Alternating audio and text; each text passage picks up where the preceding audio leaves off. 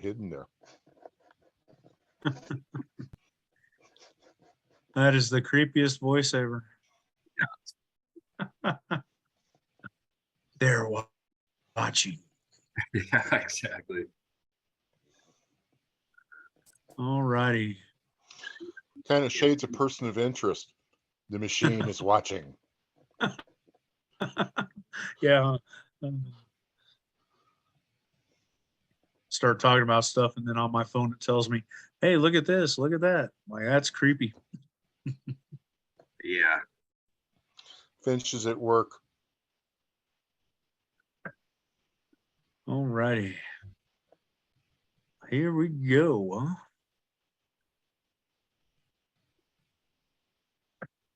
Maybe. I think it's so whenever you're taking control over, like the first click is just to take control. It doesn't actually do anything other than let you move the mouse. I think is what happens whenever I move it. You have to click once to get it back. Ah.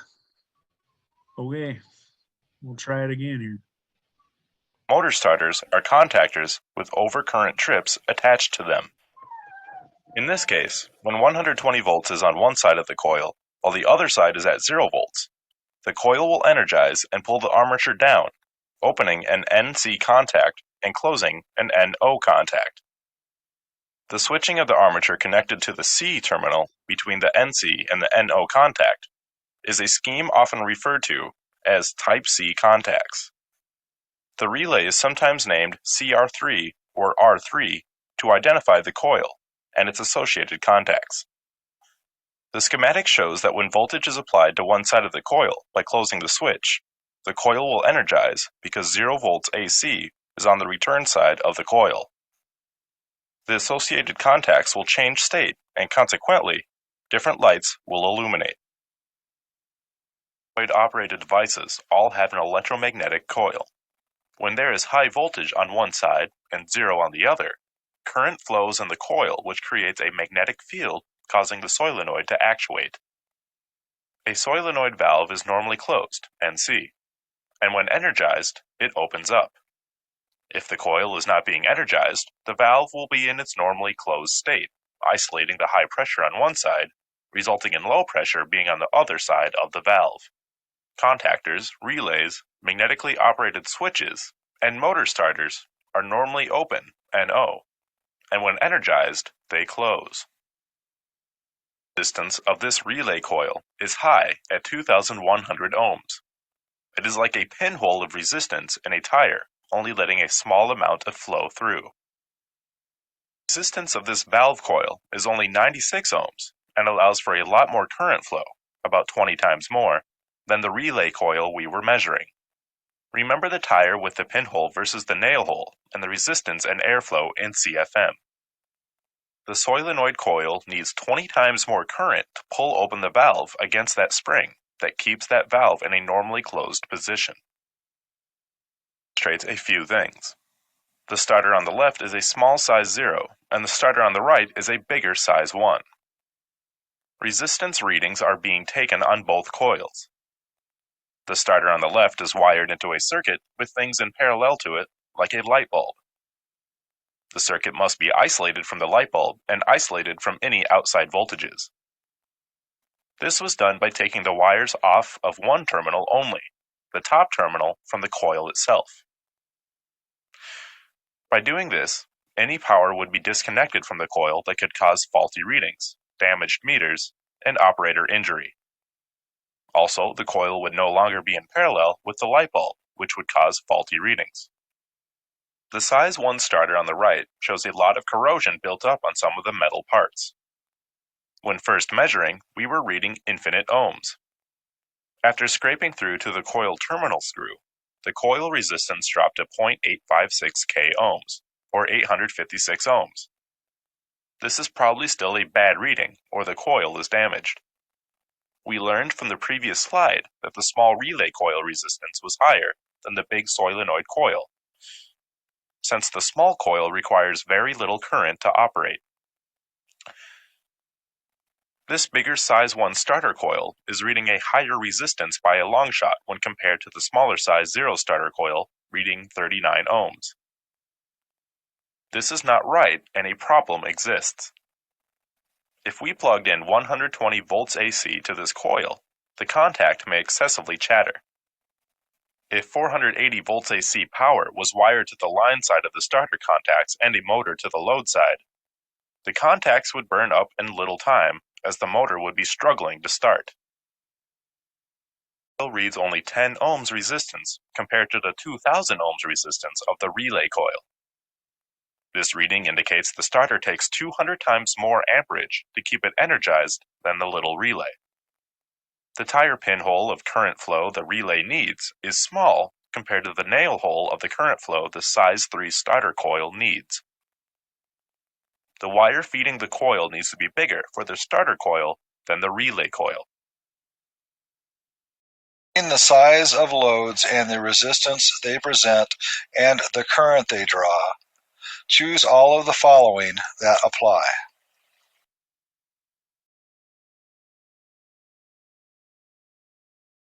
All right, Jesus. What do you think all applies here?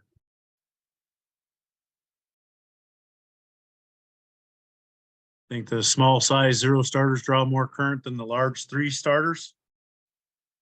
Does that apply? Yeah. They draw more current, the smaller size than the larger size? Oh, no, the bigger ones draw more current. The size 3 starter draws more current than the smaller one. So yeah, Yeah. that'd be a good one. The small size 0 starter presents more resistance than the larger 3 size starters. Mm,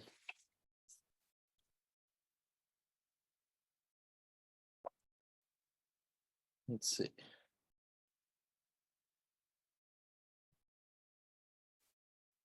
kind of a trick question. If the other wire is bigger and that one's smaller, it would be more resistance. Yep. Well, thank you, sir. Let's see what they have to say.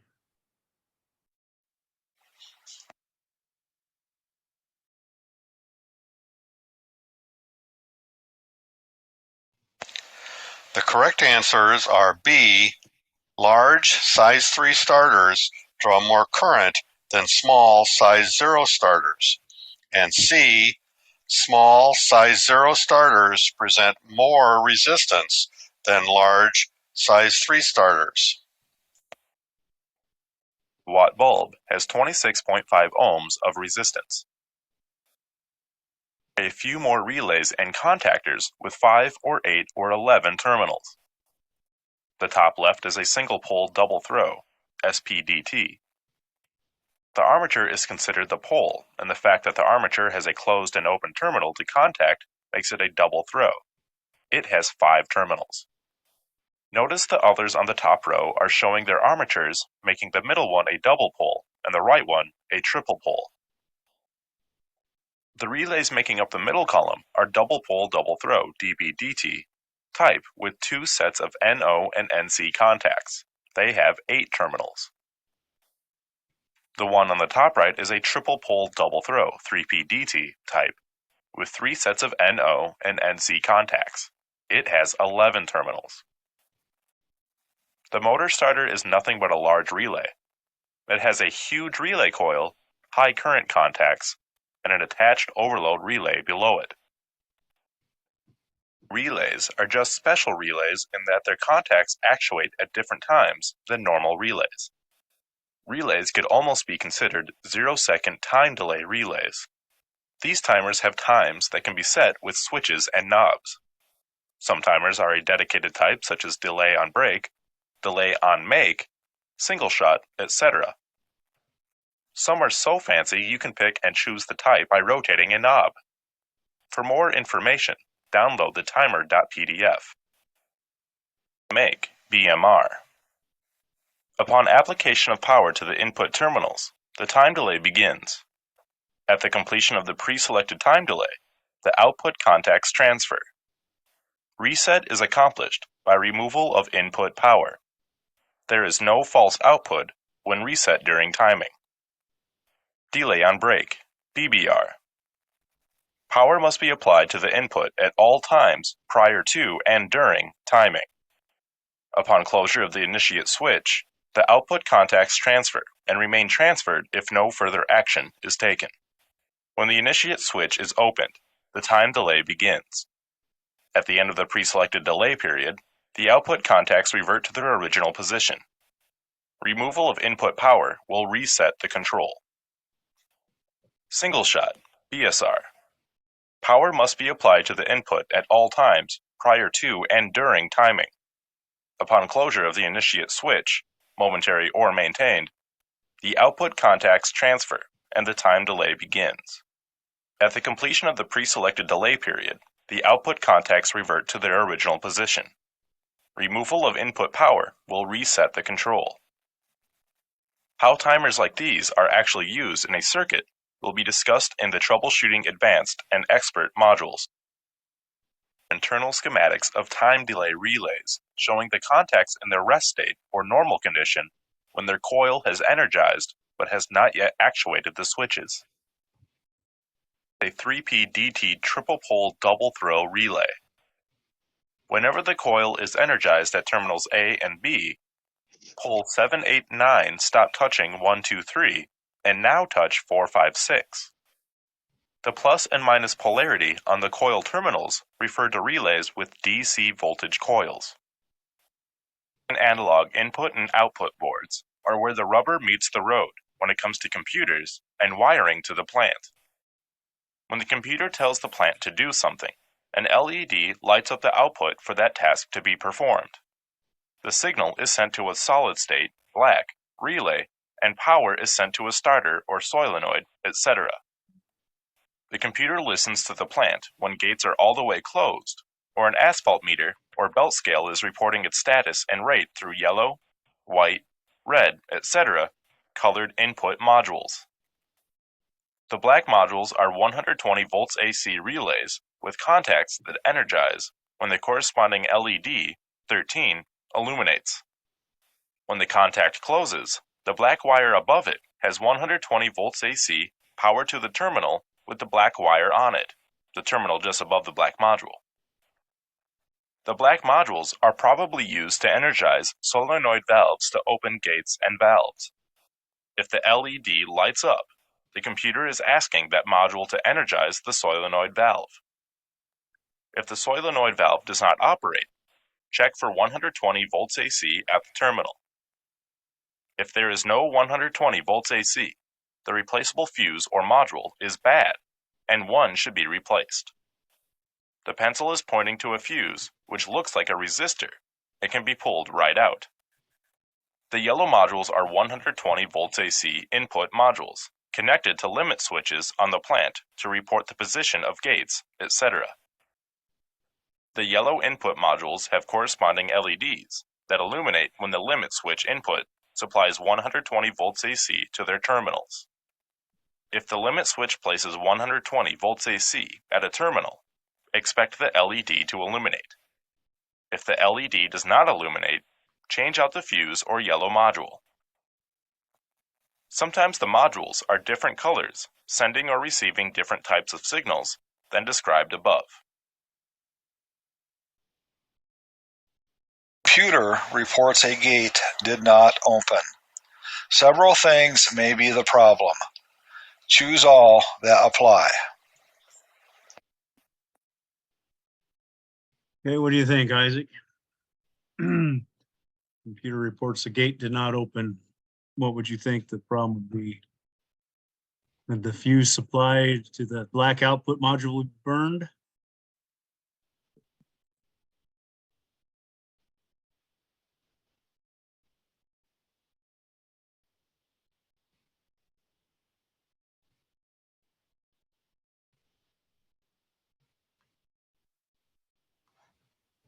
Yellow module reporting the gate status could be bad. The fuse to the yellow input module, is it burned? Or is the black module supplying the power to the gate solenoid bad? Is the solenoid good or is the solenoid bad? computer reports the gate did not open. Several things. I'd say you could have a bad solenoid. If you supply to the black output. Remember the black modules here is what sends the signal. It's supposed to send the signal out. If this LED light comes on, it's supposed to trigger that relay, and that's supposed to send a signal out to do something. But then the yellow Okay. modules here was supposed to see something happen outside and report a problem back to the computer. Okay, so that's reporting back. So then the yellow module would be reporting that status is bad.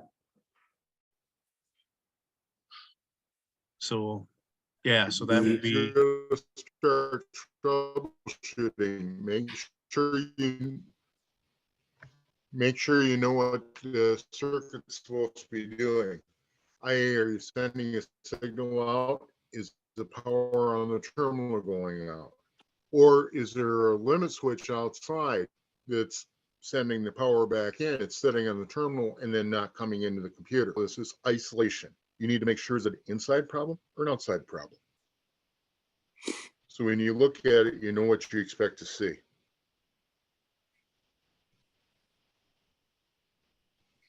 Okay, so determining that, you'd want to make sure that everything on the inside is good before you check the outside, correct?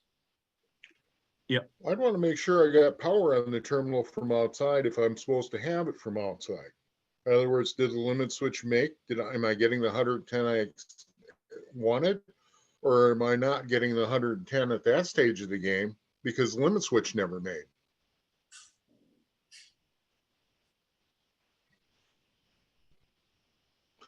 yeah, a lot of Assuming plants the don't even limit have, switch is working. Go ahead, Jeremy. I was gonna say, I know some of the plants don't have these input output cards no more. They have PLC racks, but it's the same scenario on one of them, looking to make sure it's getting its input back from outside is what I'd normally do on the PLC rack to see if it's actually seeing that signal coming back in. And then I'd go from there on. But these work kind of the similar way. The yellows are their inputs on this scenario, and the blacks are outputs. Okay, That's just generation 2 when relays were replaced with these modules. It's just a fancy relay, except it's working optically inside. And the reason they put the isolation little modules in was so if you got a lightning strike or something outside that fried you coming in, it gave you an optical link that might not freeze the computer. It used to be the wires that went outside actually came in and went through the process controller that was running the thing. And a lightning strike within 5 miles might give you enough EMF pulse that it fried your computer. Well, the newer ones with optos, with that optical isolation inside the little deal, gives you a much better chance of surviving strange things like that happening.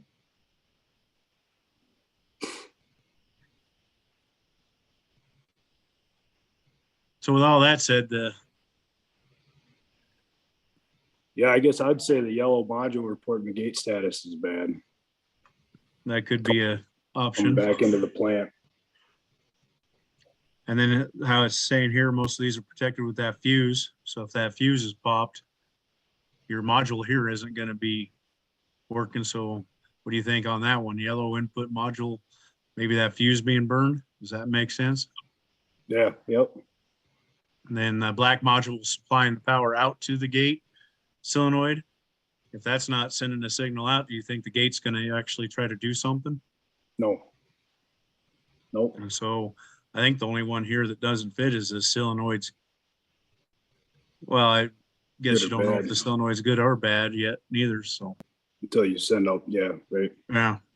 So I guess let's see what they say. But but that's how those work. So the Okay. blacks are your output out. Your yellows here are your inputs back.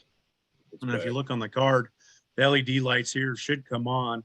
That tells that to come on, that sends a signal out, and then the signal coming back should trigger that and turn the LED light on that it came back. All righty, so let's see what they have to say. What if you have Huh? a light come? What if you have your light on for your input and you don't have a light on for your output? Will that happen? so that you know that for sure Oh. your input's bad? Or, yeah, your input?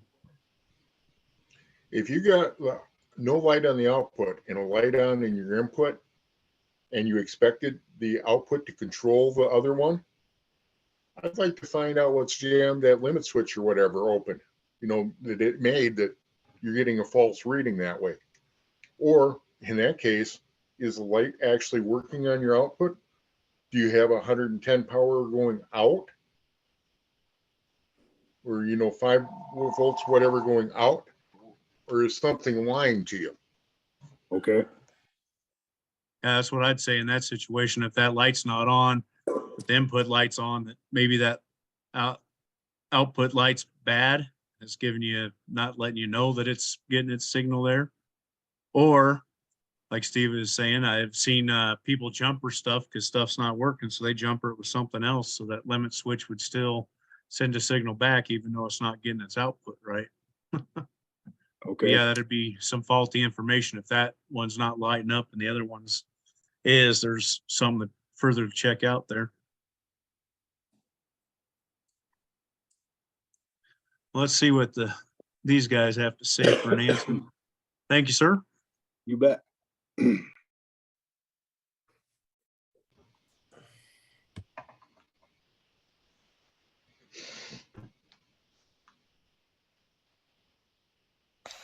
The correct answers are A, the fuse supplied to the black output module is burned. B, the yellow module reporting the gate status is bad. C, the fuse to the yellow input module is burned. D, the black module supplying power to the gate solenoid is bad. And F, the solenoid is bad. Stop switch on the left and an e-stop switch on the right. The start switch is normally open, NO, and the stop switch is normally closed, NC. The operators on the stop and start are spring-loaded and they are actuated momentarily, and as long as they are being depressed, the e-stop switch is spring-loaded normally closed, NC. Some e-stop switches are push-pull. A selector switch is on the center right. It could have 2 or 3 positions. Its operator could be maintained or spring-loaded. The selector switch can have several contact blocks, both NO and NC, that are stacked up behind it. When you turn the selector, there is a piston that goes down one side and will open and close the contact blocks on that side. On the other side is another piston that will open and close the contact blocks on that side. The limit switch on the bottom could monitor your asphalt valve. It is spring-loaded to one position. In that position, the normally open NO contact will be open, and the normally closed NC contact will be closed. When the limit switch is actuated by a mechanical device, the contacts will switch states. This stop switch has normally closed contacts and the ohm meter reads 0 ohms.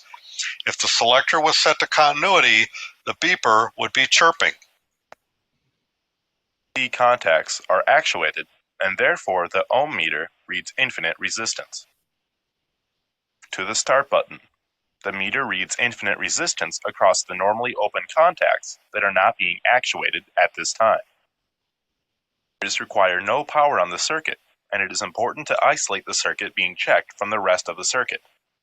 Sometimes a wire needs to be disconnected in order to isolate. In order to completely check out a switch, it should be effective in both states, both open and close. Let's tell us about temperatures and pressures. The device at the top left is an electromechanical temperature sensor made by Allen Bradley. It uses mercury-filled capillary tubing to sense temperature via vapor pressure technology. The normally open NO contact will close at the selected temperature, and the normally closed NC contact will open at the selected temperature. If this temperature switch was set to 300 degrees, the NO would close at temperature rise of 300 and above, and the NC would open at temperature rise of 300 and above. The device at the top right is a pressure switch. It can be used to ensure that the oil pump is on so that there is hot oil flowing or to control the operation of an air compressor. The normally open NO contact will close at the selected pressure, and the normally closed NC contact will open at the selected pressure. If this pressure switch was set to 100 psi, the NO would close at pressure rise of 100 and above, and the NC would open at pressure rise of 100 and above. The device at the bottom left is also a pressure switch. It can be used to monitor the operation of the blower at the burner. The normally open NO contact will close at the selected pressure, and the normally closed NC contact will open at the selected pressure. The photohelic device at the bottom right is a very sensitive air pressure switch. It can be used to monitor suction at the front of the dryer. This can be used to open and close the damper automatically. The normally open NO contact will close at the selected pressure, and the normally closed NC contact will open at the selected pressure. This is a very good device to have in a plant to automatically control the damper. It provides very important control, inexpensively. Voltage. The voltmeter selector switch is set for AC volts, and the voltmeter test leads are connected across 2 points of potential difference. This is an auto-ranging meter, and the value should read 120, and the engineering units displayed should be volts AC for volts AC. It is important to focus on reading the engineering units since the meter is auto-ranging and may be reading a mere 120 MV. When measuring the 12 volts DC battery, the voltmeter selector switch is set for DC volts, and the voltmeter should read plus 12 volts DC, since the red lead is on the plus terminal and the black lead on the minus terminal. If the leads were changed around, the meter would read minus 12 volts DC. To use this voltmeter, connect the red test lead to the volt-ohm input and the black lead to COM. Set the function range switch to the desired AC or DC voltage range. Touch the probe tips across the voltage source in parallel with the circuit and read the value. Consider the polarity for DC measurements. To measure voltage, the voltmeter test leads are connected across 2 points of potential difference. This measurement is taken in parallel with the component being tested. With the meter leads in their proper location on the meter and the manual range properly set to a higher range than that expected to be measured, connect the meter in parallel with the component being tested. Apply power to the circuit and reduce the range of the meter so that a reading cannot be obtained, and then move it up 1 range. Caution: the mistake of connecting a voltmeter in series does not damage the meter, but the reading will be wrong. The mistake of setting the meter to AC in a DC circuit or setting the meter to DC in an AC circuit causes the voltage to read incorrectly. This can not only affect your troubleshooting procedure, but can be a safety problem when someone is checking a circuit for no voltage before the circuit is physically touched. Check a known voltage to verify the meter is working. And how much? 208 volts. Is this AC or DC? AC is the voltage supplied commercially on the electrical grid around the world to industrial, commercial, and residential users. Is this 3-phase or single-phase? Normally, when you read 208 volts AC, you are reading a phase of the 3 phases available. In this case, 3 phases are available. What would you expect from blue to red? Probably 208 volts as well, since this is a 3-phase electrical distribution system. How much voltage should one read from the blue taped wire to ground?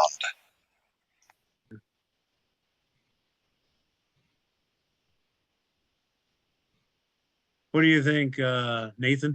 The correct answer is A, 120 volts AC. Well, never mind. Thanks for anyway.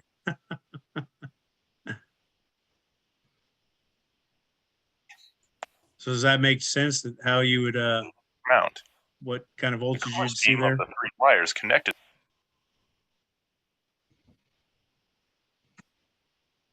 Somewhat. Somewhat.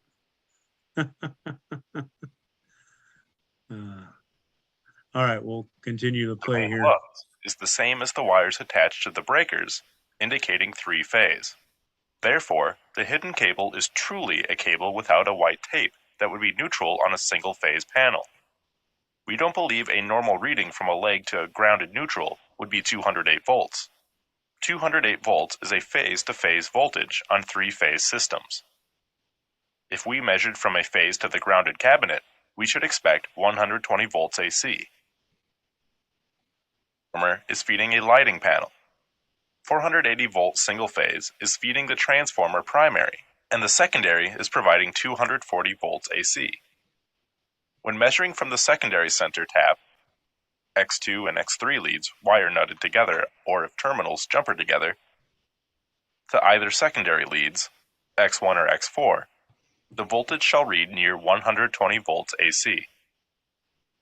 140 volts AC single-phase lighting panel can provide 240 volts AC through double pole breakers or 120 volts AC through single pole breakers.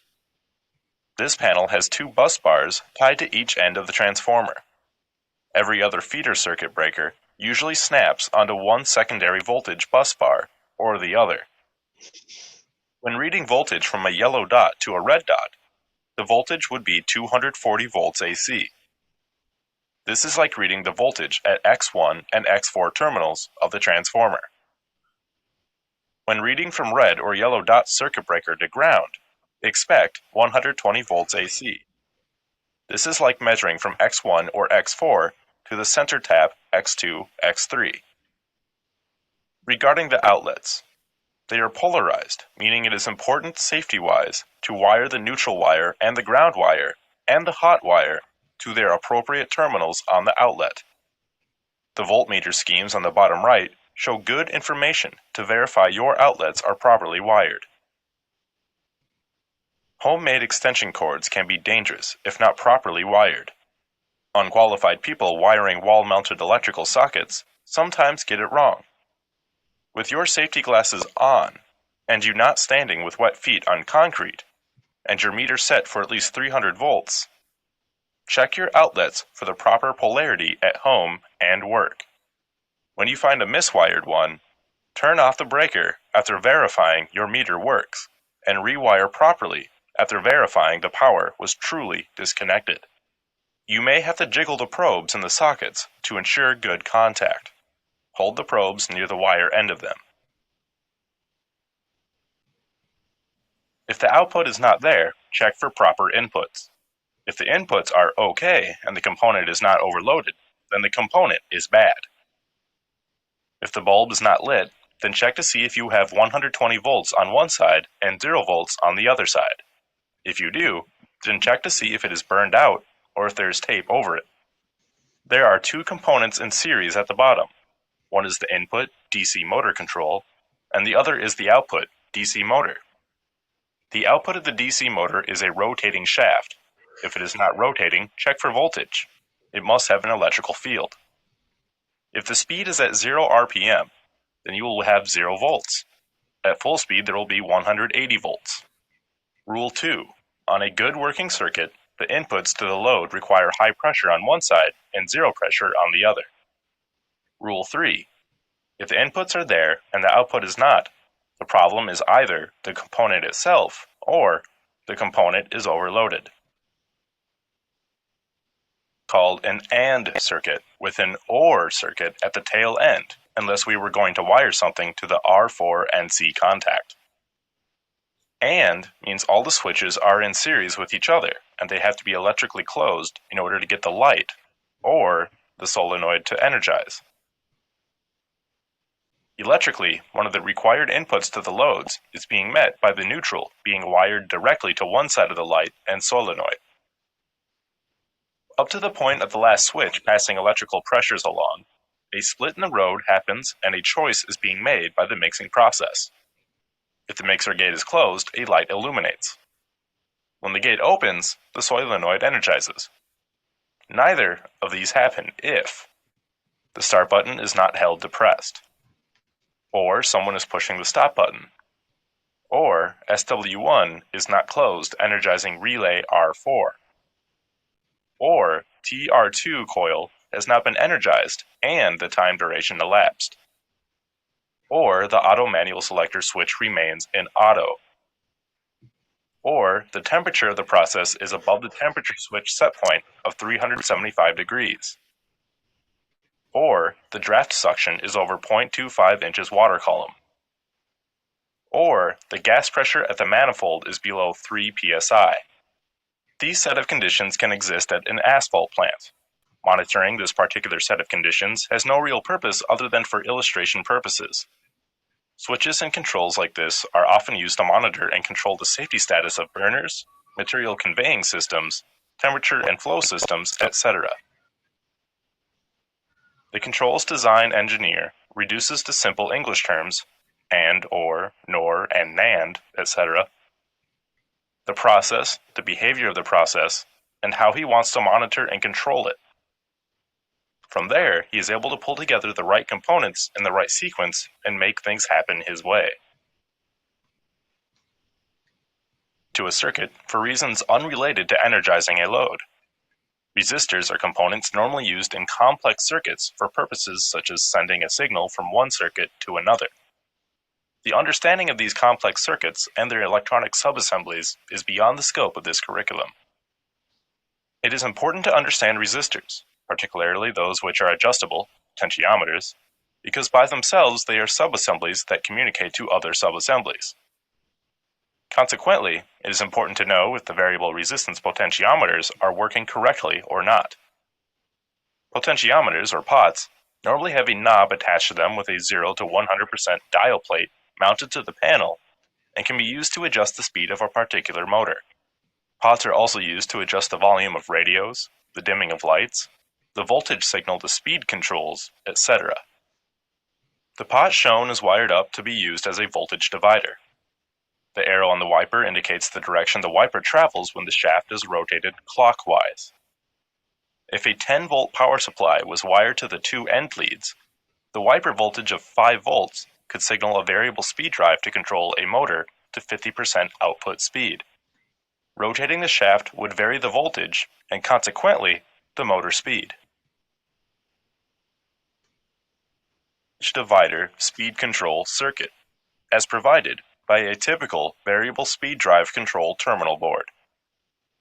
The plus and minus terminals are the 10 volts DC power supply pushing current through a 10K ohms resistor. The resistor requires 10 volts DC, high pressure, on one input, positive, and 0 volts DC, low pressure, on the return side, negative. The voltmeter is reading the voltage between the low side of the circuit and wiper, W. The wiper is adjusted all the way to the top. Consequently, the meter is touching the wiper at the 10 volts DC, high pressure, side of the component and is reading 10 volts DC. Clockwise, the wiper is adjusted all the way to the return side of the circuit and consequently, the meter reads 0 volts DC. To the middle, half the resistance drops half the pressure drop and consequently, the voltmeter reads 5 volts and the speed control knows to go half speed. 3/4 the resistance drops 3/4 the pressure drop, and consequently, the voltmeter reads 7.5 volts, and the speed control knows to go 75% speed. Set to 25%. 1/4 the resistance drops 1/4 the pressure drop, and consequently, the voltmeter reads 2.5 volts, and the speed control knows to go 25% speed.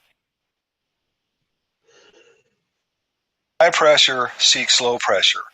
Current is flowing from the top of the resistor load to the bottom. What voltage do we read between terminal W and terminal minus?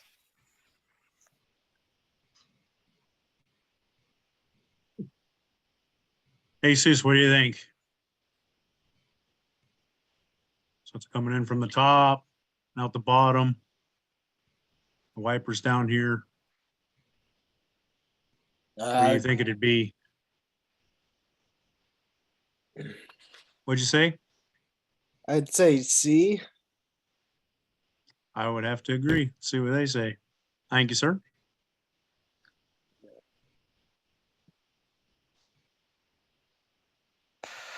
The correct answer is C, 0 volts DC.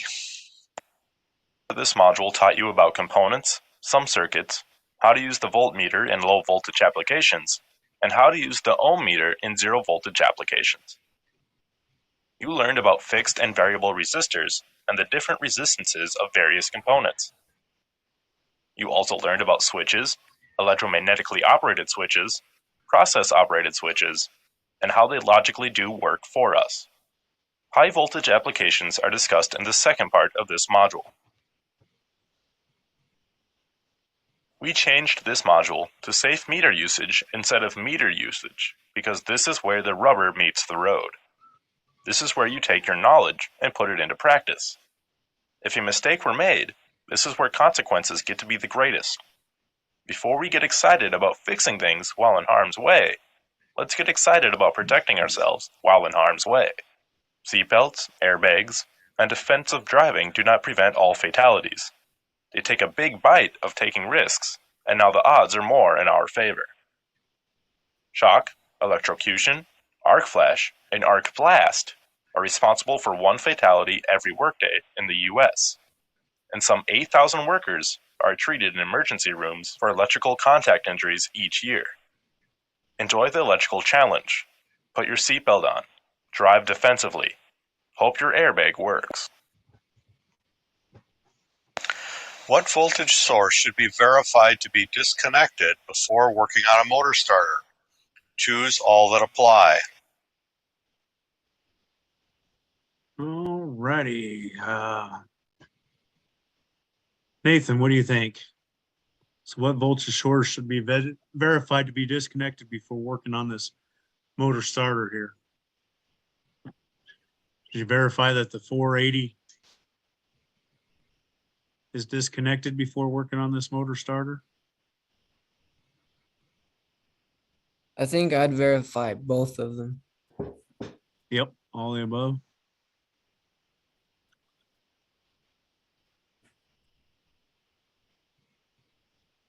Make sure there's no power, no scary power that's going to get you. I worked on a plant one time that also had 12 volts in their cabinets too. So you had 120, 12 volts, and 480 all on the same cabinet.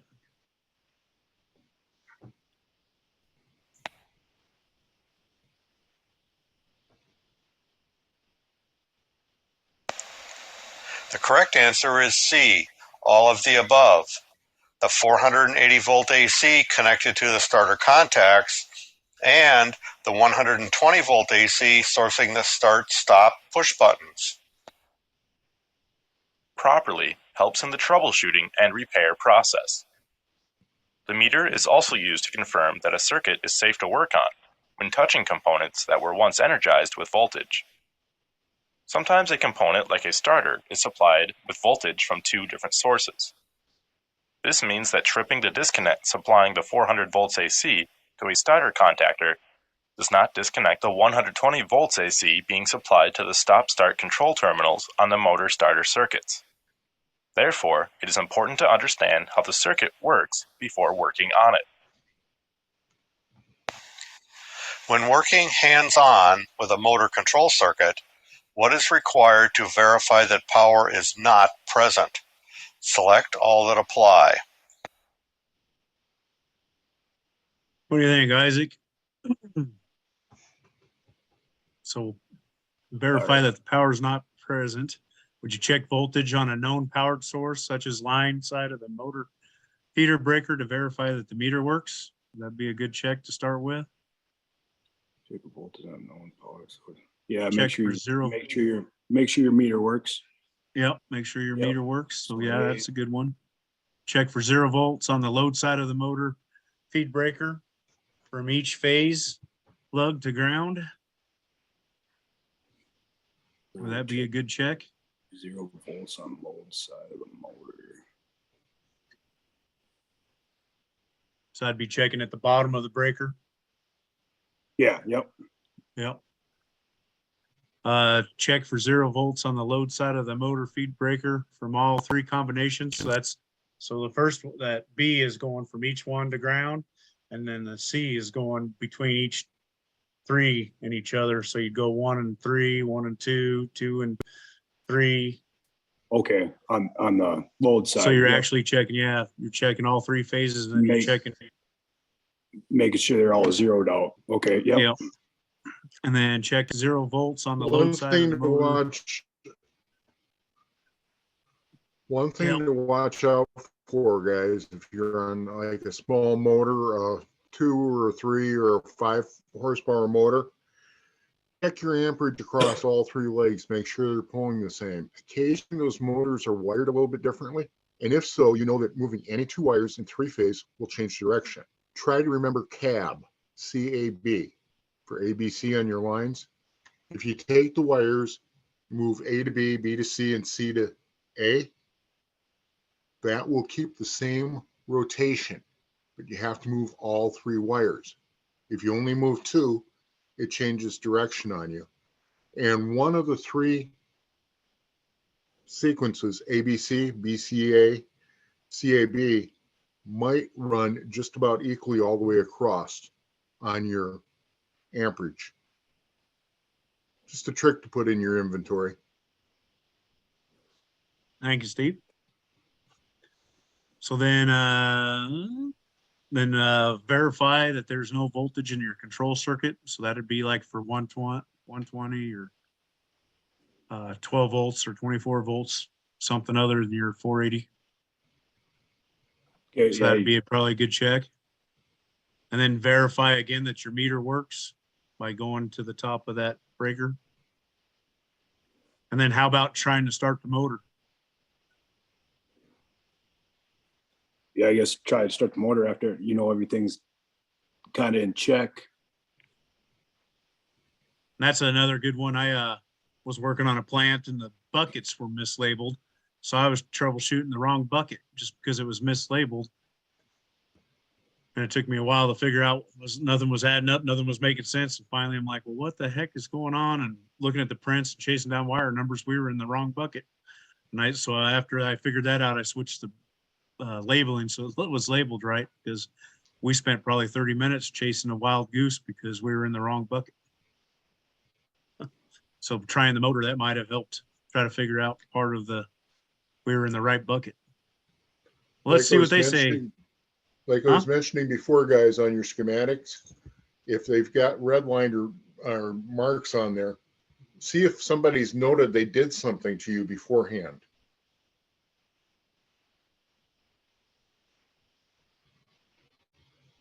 Yeah, it's always nice to leave notes if you do something. Instead of letting the other guy try to figure it out. See what they have to say. Yeah.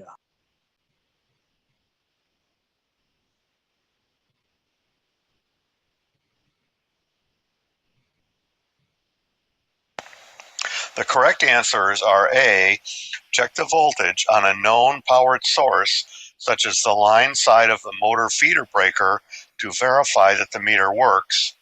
B, check for 0 volts on the load side of the motor feeder breaker from each phase lug to ground. C, check for 0 volts on the load side of the motor feeder breaker from all 3 combinations of one phase to another. D, check for 0 volts on the load side of the motor starter from all 3 combinations of one phase to another.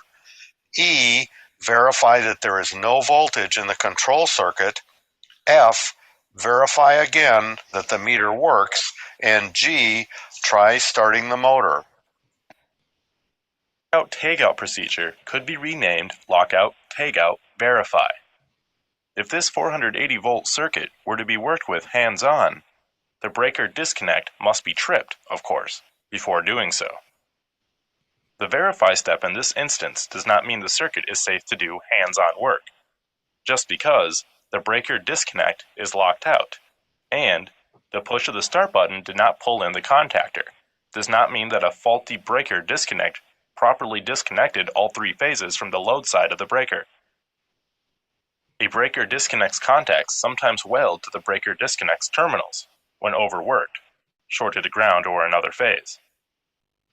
The breaker disconnect lever or toggle lever may appear to work normally externally, but may not be working right internally. When working on just the mechanical part of equipment, verify may mean just trying to start up the equipment.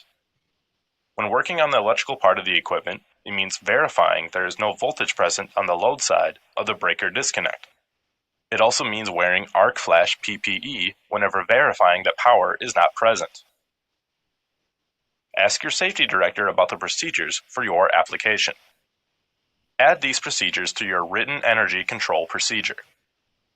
When working hands-on with the electrical in this motor control circuit, the verify step means verify the meter works by measuring voltage at a known source, such as the top of a breaker, by measuring from a phase to ground. Verify that no voltage exists from each phase to ground and phase to phase. Verify no control voltage exists in the control circuit. Verify again that the meter works. Electrocution. Overhead crane servicing and maintenance. A millwright is assigned to a servicing and maintenance task on an overhead crane. The employee initiates the prescribed energy control procedure by turning off the crane's electrical disconnect switch and placing his lock onto this energy isolating device. However, the disconnect switch lever is corroded, allowing it to physically separate from the disconnect switch assembly. As a result, when the millwright places the lock on the lever in the off position, the stub located inside the electrical box remains in the on position. The employee does not attempt to verify de-energization by using the crane's start button. When he contacts the energized electrical bus bar located near the bridge railings, fatal injury results. This repairman was trained in the requirements of a lockout-takeout standard as an authorized employee. He was not, however, trained as a qualified person under the Electrical Safety-Related Work Practices Standard. The repairman was not adequately trained as a qualified person under the Electrical Safety-Related Work Practices Standard to perform lockout and takeout of electrical components. As a result, he could not have adequately verified that the circuit was de-energized. Please read the following on your own.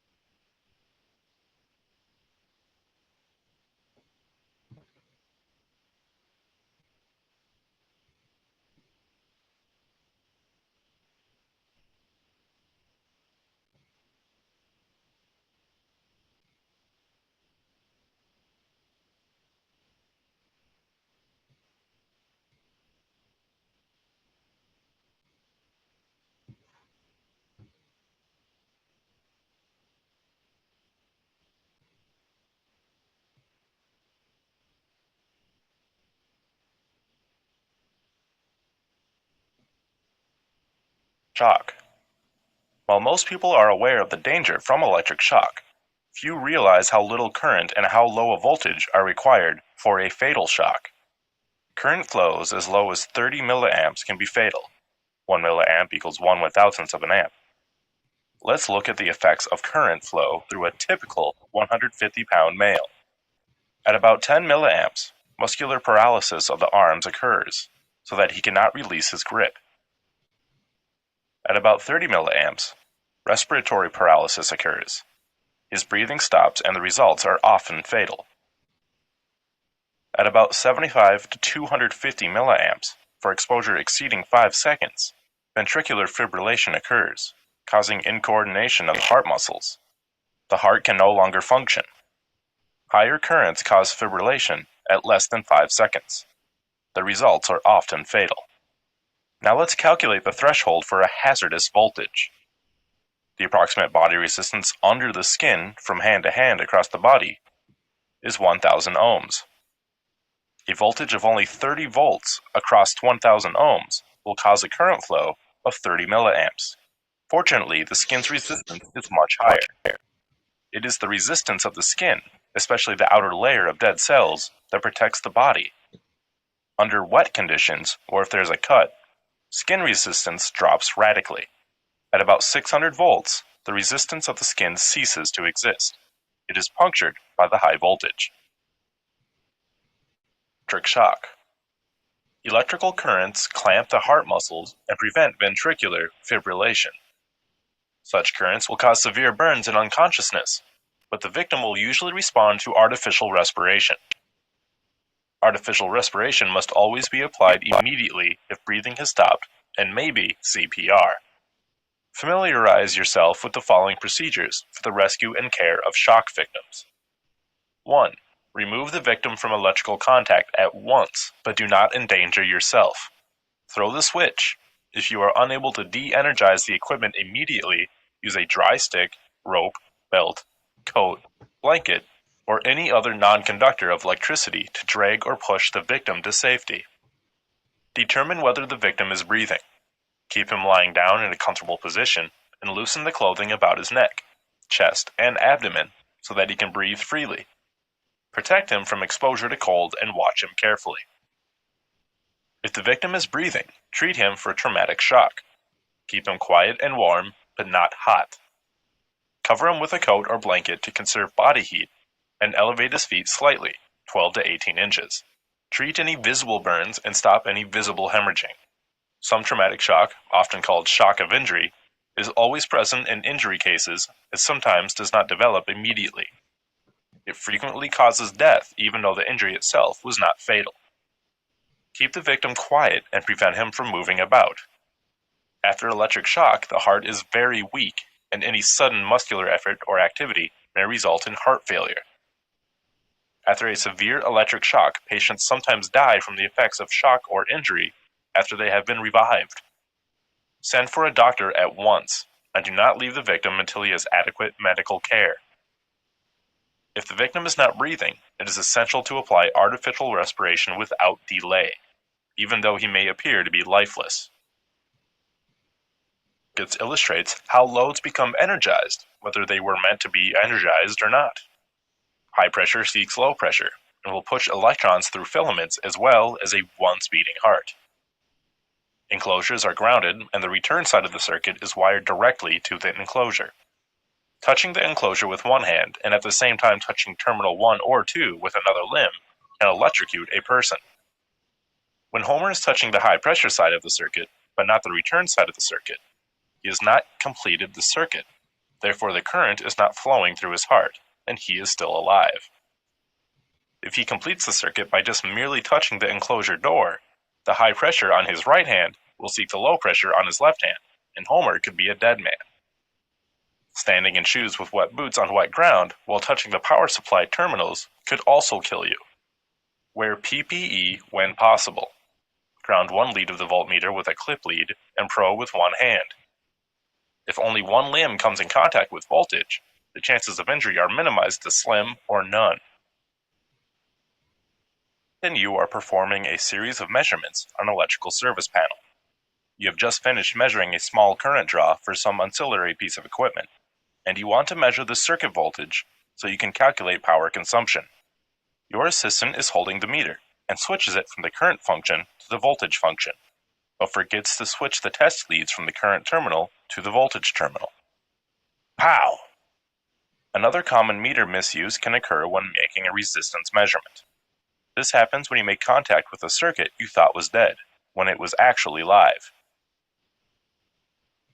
Modern multimeters generally have good overload protection and recover automatically. Their designers usually get this overload protection by inserting a thermistor in the ohms circuit. This component increases its resistance rapidly with the heat from overload current. Such protection is so effective, many users take it for granted. However, this protection, like the airbag of a car, is not a license for recklessness. When checking voltage, current, and resistance on a faulty circuit with a digital meter, the meter design and test leads will protect the operator in case of incorrect meter usage. True or false? What do you think, Nathan? Is that true or false? I say false. Yeah. Got to keep using your head. You can't trust safety features.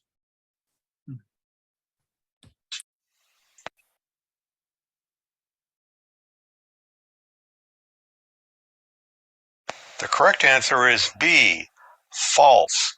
Good meter design and proper test leads are no substitute for incorrect meter usage. Leads, which are still connected to the current terminals on the meter to the voltage buses, a direct short across the source voltage occurs inside the handheld multimeter through a low-value resistor. A very high current will flow through the test leads and the meter. If you are working in an area with very low circuit impedance, this fault current can be thousands of amperes, or even tens of thousands of amperes. The test leads in the meter circuitry are not designed to handle such a high current. The test lead or the meter will cause an open circuit. When this happens, an arc will form across the open part of the circuit. If it is not immediately controlled, the arc will cause the air in the vicinity to become superheated and convert into plasma, which is conductive, and allow even more current to flow through the air. This is called arc flash. In extreme cases, it releases the same amount of energy as a few sticks of dynamite. An arc flash victim may suffer fatal burn injuries from the fierce heat. Could this happen? Absolutely. Manufacturers of high-quality handheld multimeters address this phenomenon by including a special high-energy fuse in the meter. This fuse is designed to control and extinguish the arc flash within the fuse before it spreads outside the meter. Not just any fuse will do. Many meters are equipped with small glass fuses that will not always control arc flash, and in some cases may explode themselves. Some meters do not even have any fuses on the current input circuit, which makes their reaction to this type of event unpredictable. Today's product safety standards do not require a high-energy fuse, but injury data indicates that these fuses should be used in handheld multimeters. For your protection, you should insist on selecting handheld multimeters with this type of fuse on the current input circuits. To another subject, PPE for arc flash. Arc flash protective clothing with fire-resistant material protects against rapid energy releases that cause serious burn injuries when in the proximity of an energized higher voltage circuit. Severe burns can happen when exposing oneself to an open enclosure with higher voltage present. The enclosure must be labeled with warning labels about the arc flash hazard. The operator is using a temperature gun aimed at the terminals to look for excess heat generated when terminals and wires are not making good connection. The rubber glove inside a goat skin glove not only protects against arc flash, but insulates the troubleshooter from coming in contact with the circuit. Installation of the equipment. OSHA may sometimes require the verification check as measuring the voltage at the main disconnect, and OSHA may sometimes require the verification check as only engaging the start button to confirm the machine is inoperable and then return the switch to the off position before proceeding with servicing. Check with your safety director about what is necessary for your application. This step is most important and often overlooked. It may not be necessary or prudent to check if the voltage has been disconnected at the electrical breaker when verifying if the equipment is now rendered inoperable by checking with a test meter. In some cases where the mechanical equipment is being serviced and the electrical circuit is not being worked on, verification of the equipment inoperability may be accomplished by trying to start the equipment after it has been electrically locked out. OSHA requires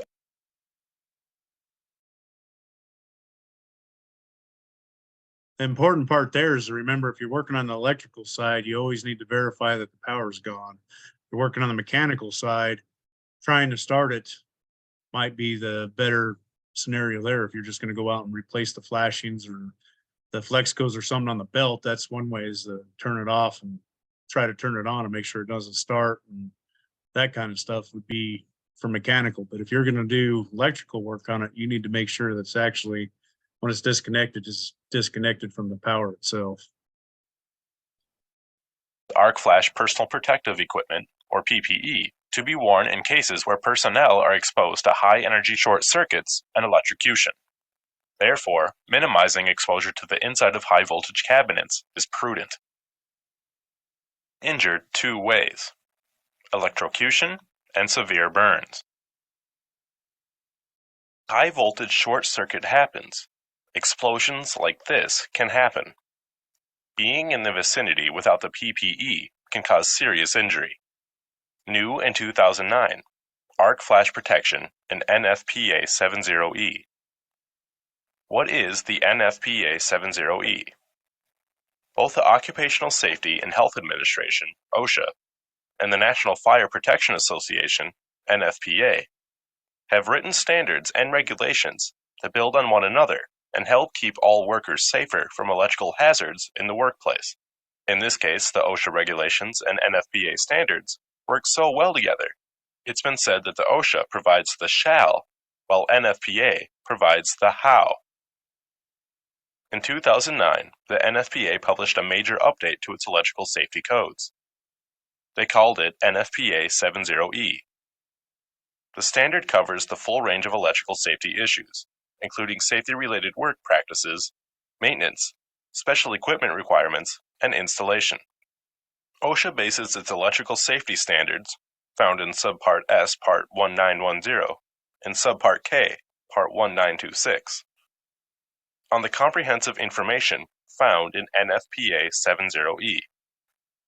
It focuses on protecting people and identifies requirements that are considered necessary to provide a workplace that is free of electrical hazards. Example of how clearly the OSHA regulations and NFPA 70E standards work together. OSHA mandates that all services to electrical equipment be done in a de-energized state. Working live can only be done under special circumstances. NFPA 70E defines those special circumstances and sets rigid safety limits on voltage exposures, work zone boundary requirements, and PPE necessary. Hey, 2009 Jeremy, these guys have been through this 70E, NFPA stuff Standard for already. Electrical I don't Safety think they in want to hear. Workplace. So you can skip this if you like to, okay? Keep going. Keep going. Keep going. You can always review on their own if they want to, but you've seen it already. Or keep going. Keep going. Keep going. Keep going. Keep going. Okay, stop right there. See what we got. Back up just a little bit. Go back just a little bit more. A little bit more. Okay, right there. Okay, let's go back a little more. Right there. Started from there, and I think you're going to be better New off. startups, These guys starting have with to old keep over equipment to. that Thank has you. not been used for some time, and equipment operating in lightning storms have high risks of arc flash. Rated Fluke 233 meter. The user on the bottom right is programming a VFD in a calorie 8 situation. If an arc fault happened at this time, these users would most likely walk away unaffected by the momentary intense fire. Is a very complex requirement. If your firm is not yet in compliance, we can recommend an expert to you. Shop on the internet. We are impressed with the service we received from Eaton and Littlefuse. But on camera, bypassing safety. The voltage present is 480 volts AC, and the motor starter circuit breaker is controlling and protecting a slack conveyor drive motor. This is a lot of power, meaning that the interrupting capacity of the breaker is high. The contacts of the starter contactor are big to accommodate the rush of amperage through them. Couple high voltage with a high current short, and you can get a big bang. What are the main reasons for using a motor starter?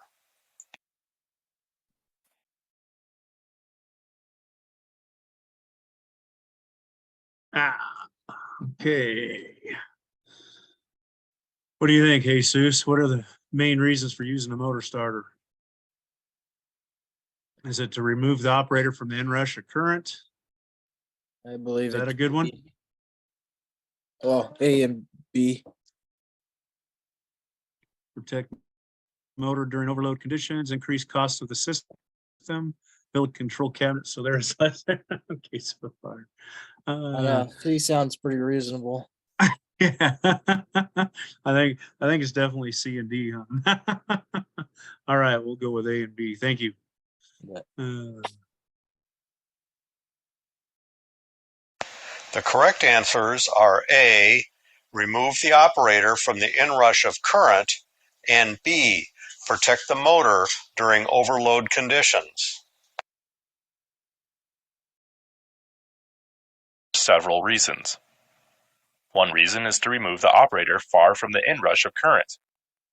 If a 480 volt power problem develops in the circuit, the wiring to the motor, the starter breaker is designed to take the heat within reason. The starter overload trips when the motor works too hard, or the breaker trips when the motor or wiring shorts to ground or shorts phase to phase.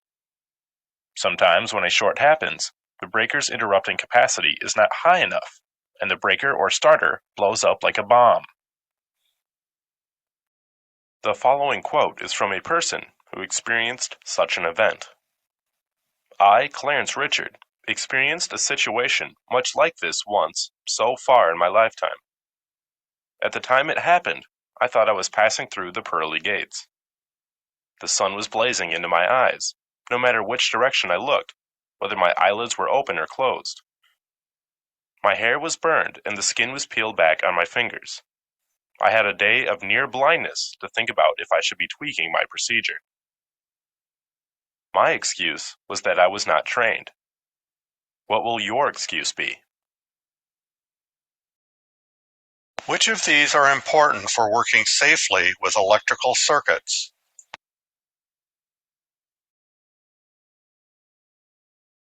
What do you think, Nathan? Which of these are important when working safely with electrical circuits? Being alert, is that an important one? Know how the circuit should function? Work on de-energized circuits if possible? Have a helper lock out the circuit for you? No. Use proper protective gear? Use a proper functioning and verified test equipment? That's probably a good idea, huh? Don't want to use equipment that's not been verified to be Right. to standards, like we were talking about using the right voltmeter and making sure it's in volts, not current. Keep both hands in your pocket. That's not going to help you any, is it? Verify and de-energize circuit using a 3-point test method. Check voltage at a known source. Check voltage at current in question, and check voltage at a known source again. Probably pretty handy, huh? Yeah. So I'd say Alright. all of them except for G and D. Yep.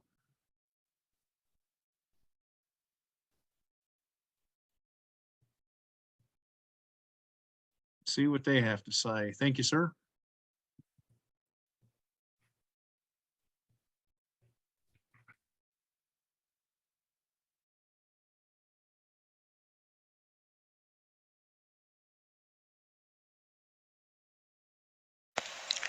The correct answers are A, be alert, B, know how the circuit should function, C, work on de-energized circuits if possible, E, use proper protective gear, F, use proper functioning and verified test equipment, and H, Verify a de-energized circuit using the 3-point test method.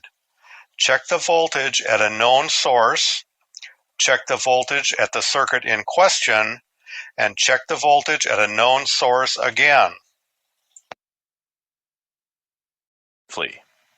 Safety is everyone's responsibility, but ultimately, it's in your hands. No tool by itself can guarantee your safety. It's the combination of the right tools and safe work practices that give you maximum protection. This person is wearing a Nomex shirt, a face and ear shield, and Cat 3 safety rating. Here are a few tips to help you in your work. Work on de-energized circuits whenever possible. Use proper lockout-takeout procedures. If these procedures are not in place or not enforced, assume that the circuit is live. On live circuits, use protective gear. Use insulated tools. Wear safety glasses or a face shield. Wear insulated gloves. Remove watches or other jewelry. Stand on an insulated mat. Wear flame-resistant clothing, not ordinary work clothes. When making measurements on live circuits, hook on the ground clip first, then make contact with the hot lead. Remove the hot lead first, the ground lead last. Hang or rest the meter if possible. Try to avoid holding it in your hands to minimize personal exposure to the effects of transients. Use the 3-point test method, especially when checking to see if a circuit is dead. First, test a known live circuit. Second, test the target circuit. Third, test the live circuit again. This verifies that your meter worked properly before and after the measurement. Use the old electrician's trick of keeping one hand in your pocket. This lessens the chance of a closed circuit across your chest and through your heart. Let's take a look at a worst-case scenario in which a technician is performing measurements on a live 3-phase motor control circuit using a meter without the necessary safety precautions. Here's what could happen. A lightning strike causes a transient on the power line, which in turn strikes an arc between the input terminals inside the meter. The circuits and components to prevent this event have just failed or were missing. Perhaps it was not a Cat 3 rated meter. The result is a direct short between the two measurement terminals through the meter and the test leads. A fault current, possibly several thousands of amps, flows in the short circuit just created. This happens in thousandths of a second. When the arc forms inside the meter, a very high-pressure shock wave can cause a loud bang, very much like a gunshot or the backfire from a car. At the same instant, the tech sees bright blue arc flashes at the test lead tips. The fault currents superheat the probe tips, which start to burn away, drawing an arc from the contact point to the probe. The natural reaction is to pull back in order to break contact with the hot circuit. But as the tech's hands are pulled back, an arc is drawn from the motor terminal to each probe. If these two arcs join to form a single arc, there is now another direct phase-to-phase short, this time directly between the motor terminals. We have a temperature approaching 6,000 degrees Celsius, or 10,000 degrees Fahrenheit, which is higher than the temperature of an oxyacetylene cutting torch. As the arc grows, fed by available short-circuit current, it superheats the surrounding air. Both a shock blast and a plasma fireball are created. If the technician is lucky, the shock blast blows him away and removes him from the proximity of the arc. Though injured, his life is saved. In the worst case, the victim is subjected to fatal burn injuries from the fierce heat of the arc or plasma blast. In addition to using a multimeter rated for the appropriate overvoltage installation category, anyone working on live power circuits should be protected with flame-resistant clothing, should wear safety glasses, or, better yet, a safety face shield, and should use insulated gloves. A lightning strike causes a transient on the power line, creating an arc between the meter's input terminal and resulting in loud noises. Then, a high current flows in the closed circuit which is formed. An arc starts at the probe tips. If those arcs join, the resulting high-energy arc can create a life-threatening situation for the user. When you pull the probes away as a reaction to the loud noise, arcs are drawn to the motor terminals you're probing. Derating. They were either manufactured with no consideration of rating it, or they were manufactured before the ratings were developed. Generally speaking, Cat3 is used for 600 volt and 480 volt and under systems, while Cat2 is used for 300 volt and 240 volt and under systems, while Cat1 is used for under 120 volt systems. Testing is the key to safety compliance. How can you tell if you're getting a genuine Cat3 or Cat2 meter? It's not always easy. It is possible for a manufacturer to self-certify its meters as Cat2 or Cat3 without any independent verification. Beware of wording such as designed to meet specifications. Designers' plans are never a substitute for an actual independent test. The IEC, International Electrotechnical Commission, develops and proposes standards, but it is not responsible for enforcing the standards. Look for the symbol and listing number of an independent testing lab, such as UL, CSA, TUV, or other recognized approval agency.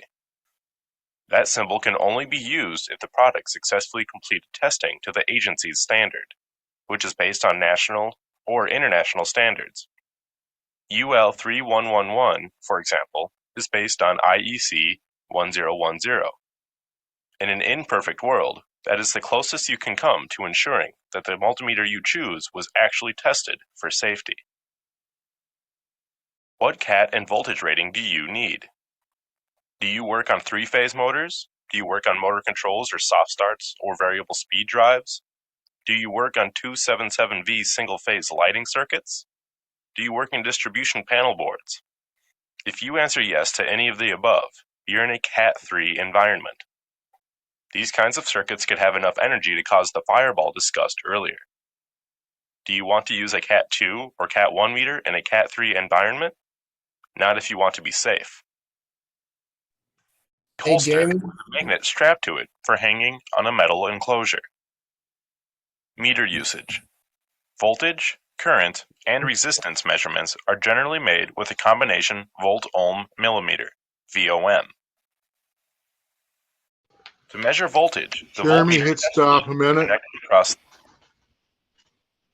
Hey guys, Yes, Nate. I gotta move to a different room real quick. What do you say to a 10-minute break? Will that be long enough? Yeah, that'll work.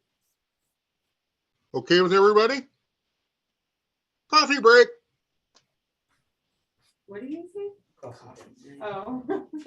Stop record. I guess you have to work.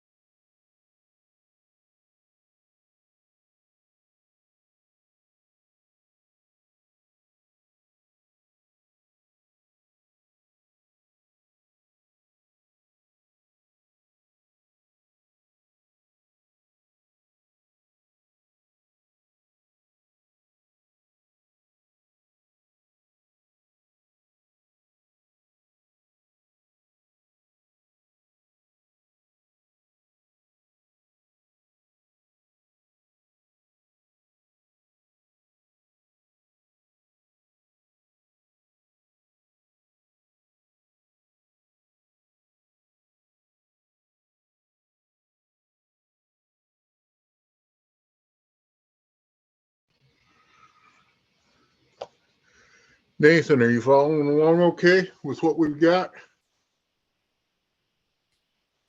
Oh, sort of. I'm understanding quite a bit, but there's still some stuff I'm iffy on. Okay, remember, you got any other questions, ask them as we go, or ask Jeremy or me to stay a little bit after on here. We'll try to answer your questions now, or write them down, drop an email to us later on, and we'll try to get to them. Okay. You're good with that too, Jeremy, aren't you? If they have questions later on, to have them emailed to you. Yes, sir. You Feel doing free to okay, anytime. Jesus?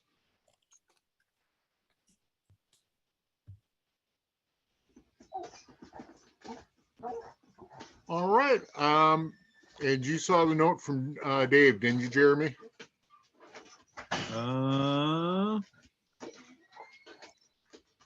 Clarence is playing God right now. Dave had to duck out for a little bit, so he's theoretically got our stuff queued up. So we'll turn it back to you and have at it. All righty.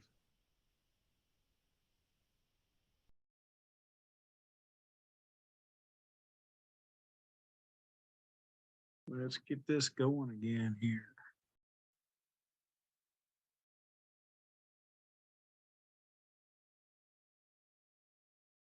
The Are we two having an issue someplace? potential difference. I got it now, Okay, I think. Similarly, when measuring resistance, the two leads are connected There we go. across the resistance to be measured, but the power must be turned off. No power is needed in the circuit being tested because the ohm meter has its own internal battery. To measure current, the meter is connected as a series component in the circuit. A combination meter with all three functions is generally used as a multi-tester to check V, I, and R, voltage, current or amps, and resistance or ohms, when troubleshooting electrical circuits. Measurement of current. To be discussed in E-Electrical Workshop Module 5, Troubleshoot Advanced. Measurement of resistance. Measurement of resistance is made in parallel with the circuit, with the power off and the circuit being tested. Resistance measurements should be taken in a range higher than that expected to occur, then reduce the range until a reading cannot be obtained, then move it up one range. The component being tested should be isolated from the rest of the circuit for an accurate reading. If the ohm meter is connected to a circuit where power is on, the meter can be damaged, besides giving the wrong reading.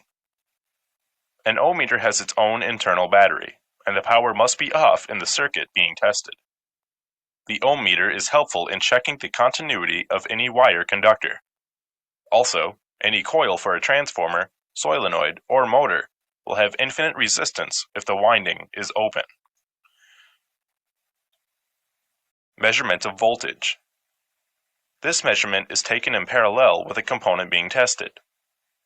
With the meter leads in their proper location on the meter, and the range properly set, a range higher than that expected to be measured, connect the meter in parallel with the component being tested. Apply power to the circuit and reduce the range of the meter until a reading cannot be obtained, then move it up one range. Summary of applications. To avoid excessive current through the meter, it is good practice to start on a high range when measuring an unknown value of voltage or current. It is very important not to make the mistake of connecting a current meter in parallel, because usually this mistake ruins the meter and injures the user. The mistake of connecting a voltmeter in series does not damage the meter, but the reading will be wrong. The mistake of setting the meter to AC in a DC circuit or setting the meter to DC in an AC circuit causes the voltage to read incorrectly. This can not only affect your troubleshooting procedure, but can be a safety problem when someone is checking a circuit for no voltage before they physically touch it. Meters are sometimes called multimeters because they can multitask.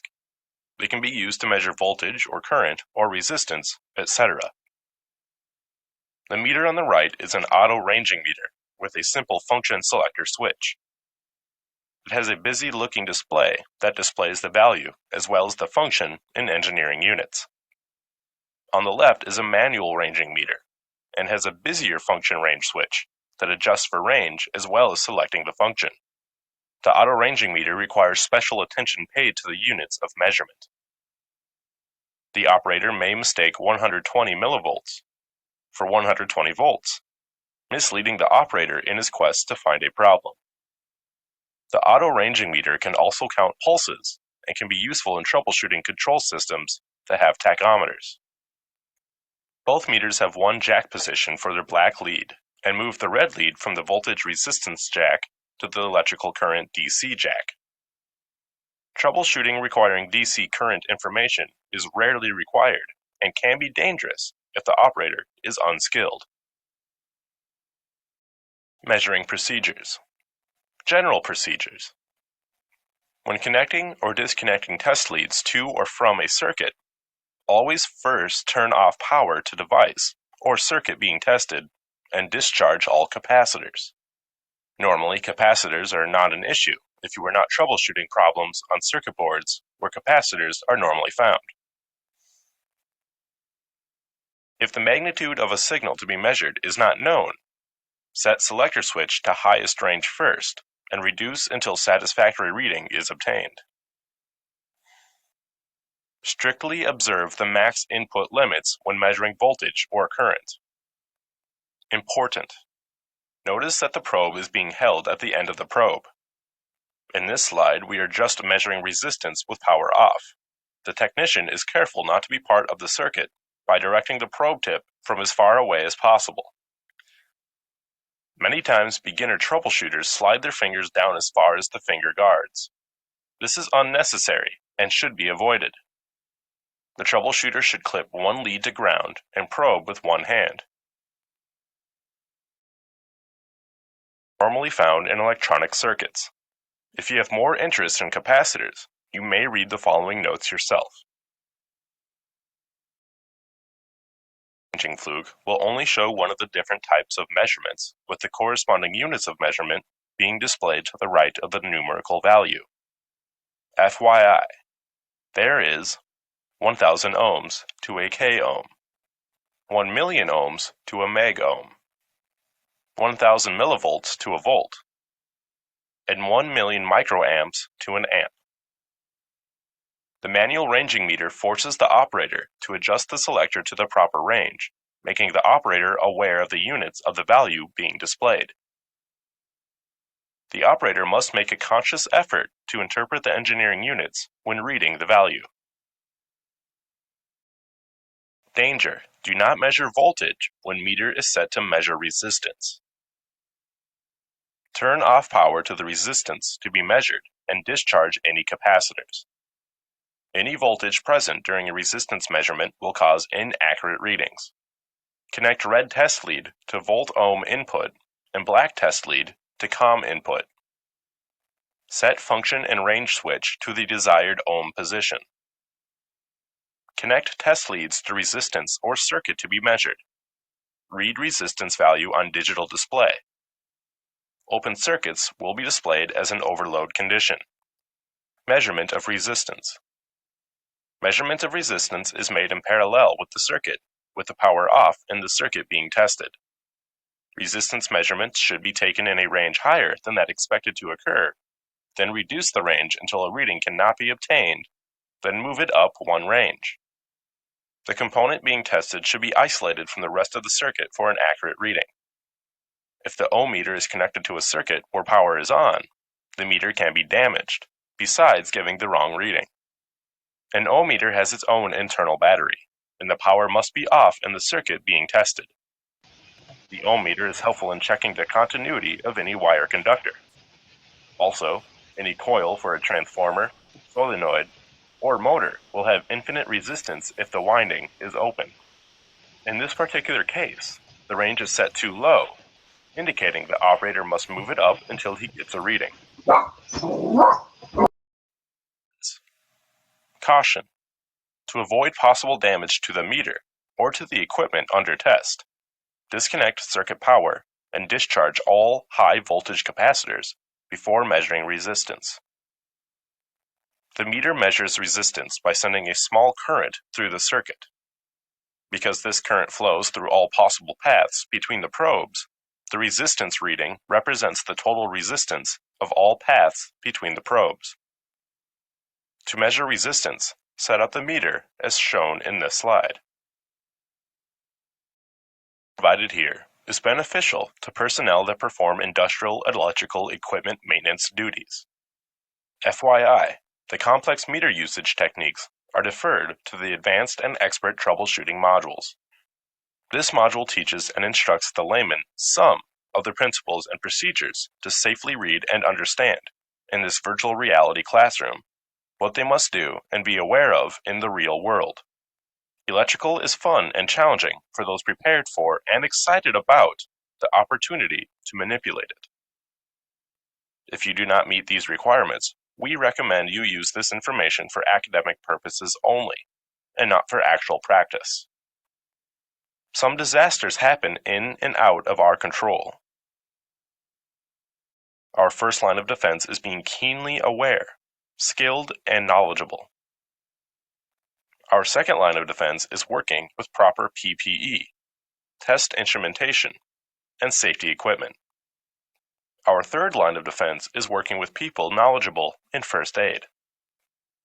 You will learn that even at times when you are following proper procedures, equipment and test instrumentation fails and accidents happen.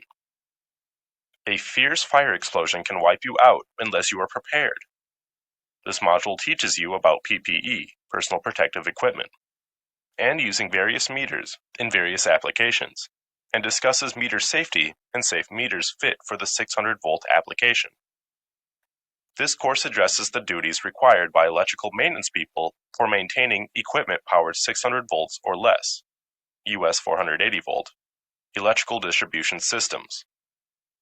The PPE, personal protective equipment, being worn by this industrial electrical equipment maintenance person has been recently required by OSHA to address arc flash concerns. Although not required, to our best information, the test meter used should meet safety ratings of Cat 3 600 volt. A meter with this rating, Cat 3 600 volt, UL or CSA listed, or above, Cat 3 1000 volt, UL or CSA listed, is recommended. By wearing appropriate PPE as shown, a lower CAT rating may appropriately protect the meter operator. The reason for this protection offered by the CAT safety rating is the meter melts down when high voltage spikes are induced on the electrical distribution system caused by lightning or electrical equipment problems. If at the same time a meter operator is measuring part of the system, the operator could be badly burned or worse. How can you tell a meter's CAT rating? The IEC 61010 meter should have CAT voltage markings around the input terminals. Investigate further to make sure the meter has been UL or CSA rated. We changed this module to safe meter usage instead of meter usage because this is where the rubber meets the road. This is where you take your knowledge and put it into practice. If a mistake were made, this is where consequences get to be the greatest. Before we get excited about fixing things while in harm's way, let's get excited about protecting ourselves while in harm's way. Seatbelts, airbags, and defensive driving do not prevent all fatalities. They take a big bite of taking risks, and now the odds are more in our favor. Shock, electrocution, arc flash, and troubleshooting technique steps. 1. Take time to focus on the problem at hand. 2. Relax and think clearly and thoroughly through the problem to the solution. 3. Remember to ask and look for help when unsure, especially if added downtime and catastrophes may be a result of experimentation. When you get to where you don't know what you are doing, call people who do. If you can't get them right away, call others or wait. 4. Don't fret. You don't need this job anyhow if management is asking you to be foolish. Many times, management does not understand the gravity of the situation. Management does not really want to take chances on serious damage, and you must remind them of that. With this in perspective, we go through Plan A while keeping Plan B on the back burner. Plan A. What are all the symptoms? When did it start causing the trouble? Was it all of a sudden, or did it steadily get worse? Is it consistent or intermittent? How can I analyze it, and with what? What suspected component spares or system identical components can I use to swap or compare test measurements? Who is my best mentor to call, and when is the best time to get him? Plan B. How can I make the process safely work until a solution to the problem arrives? Motors are used all over the plant to move material and gases in augers, pumps, fans, blowers, conveyors, etc. The electricity is turned into a mechanical force, as current in the motor's coils creates electromagnets, causing the motor to turn. Motors around industrial plants are normally powered by 480-volt, three-phase power. Every horsepower of a motor requires about 1.2 amps of current flow when the motor is required to work at full horsepower capacity.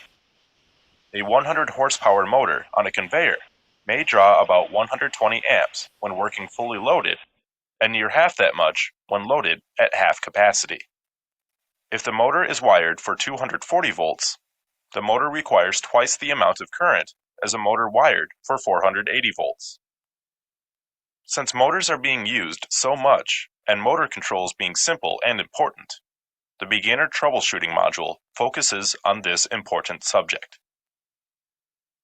Load equals too much amperage equals motor working too hard equals short motor life expectancy. The motor works, the more the current amperage flows through the motor. The more the current flow through the motor, the hotter it gets. If the motor gets too hot, it will burn up and the windings will short together, causing the amperage through the circuit breaker to trip. A protection circuit is often used to keep the burned motor disaster from happening by accurately measuring the current flow and disengaging the contactor when the FLA, full load amps, as stamped on the motor nameplate. This protection circuit is called an overload relay. Sometimes motors are more apt to trip overloads when starting up.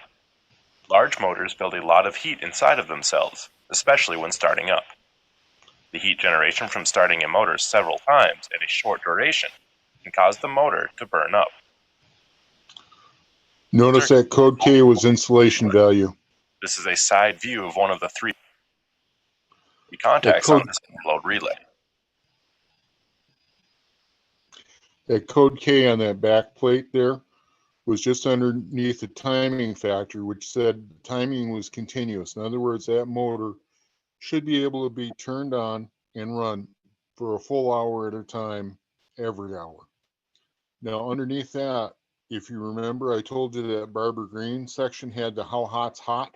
That's what that code K refers to, is to how many degrees above ambient and such. That's actually in the motor manufacturer's code, the, what is it, NEMA, National Association of Electrical Manufacturers.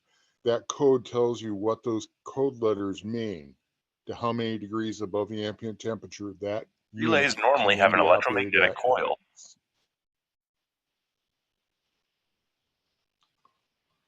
Anything to add to that, Jeremy? I don't think so. Thanks, Steve. To pull in the contacts. Calling this a relay is a bit of a misnomer, since a coil is not used to open and close the contacts. The contacts open when the temperature gets too hot. It would be better called a thermal switch with manual or automatic reset capabilities. When the temperature exceeds the temperature set point, the contacts open and usually stay open until the contacts are reset. This drawing indicates two different portions of two entirely different circuits.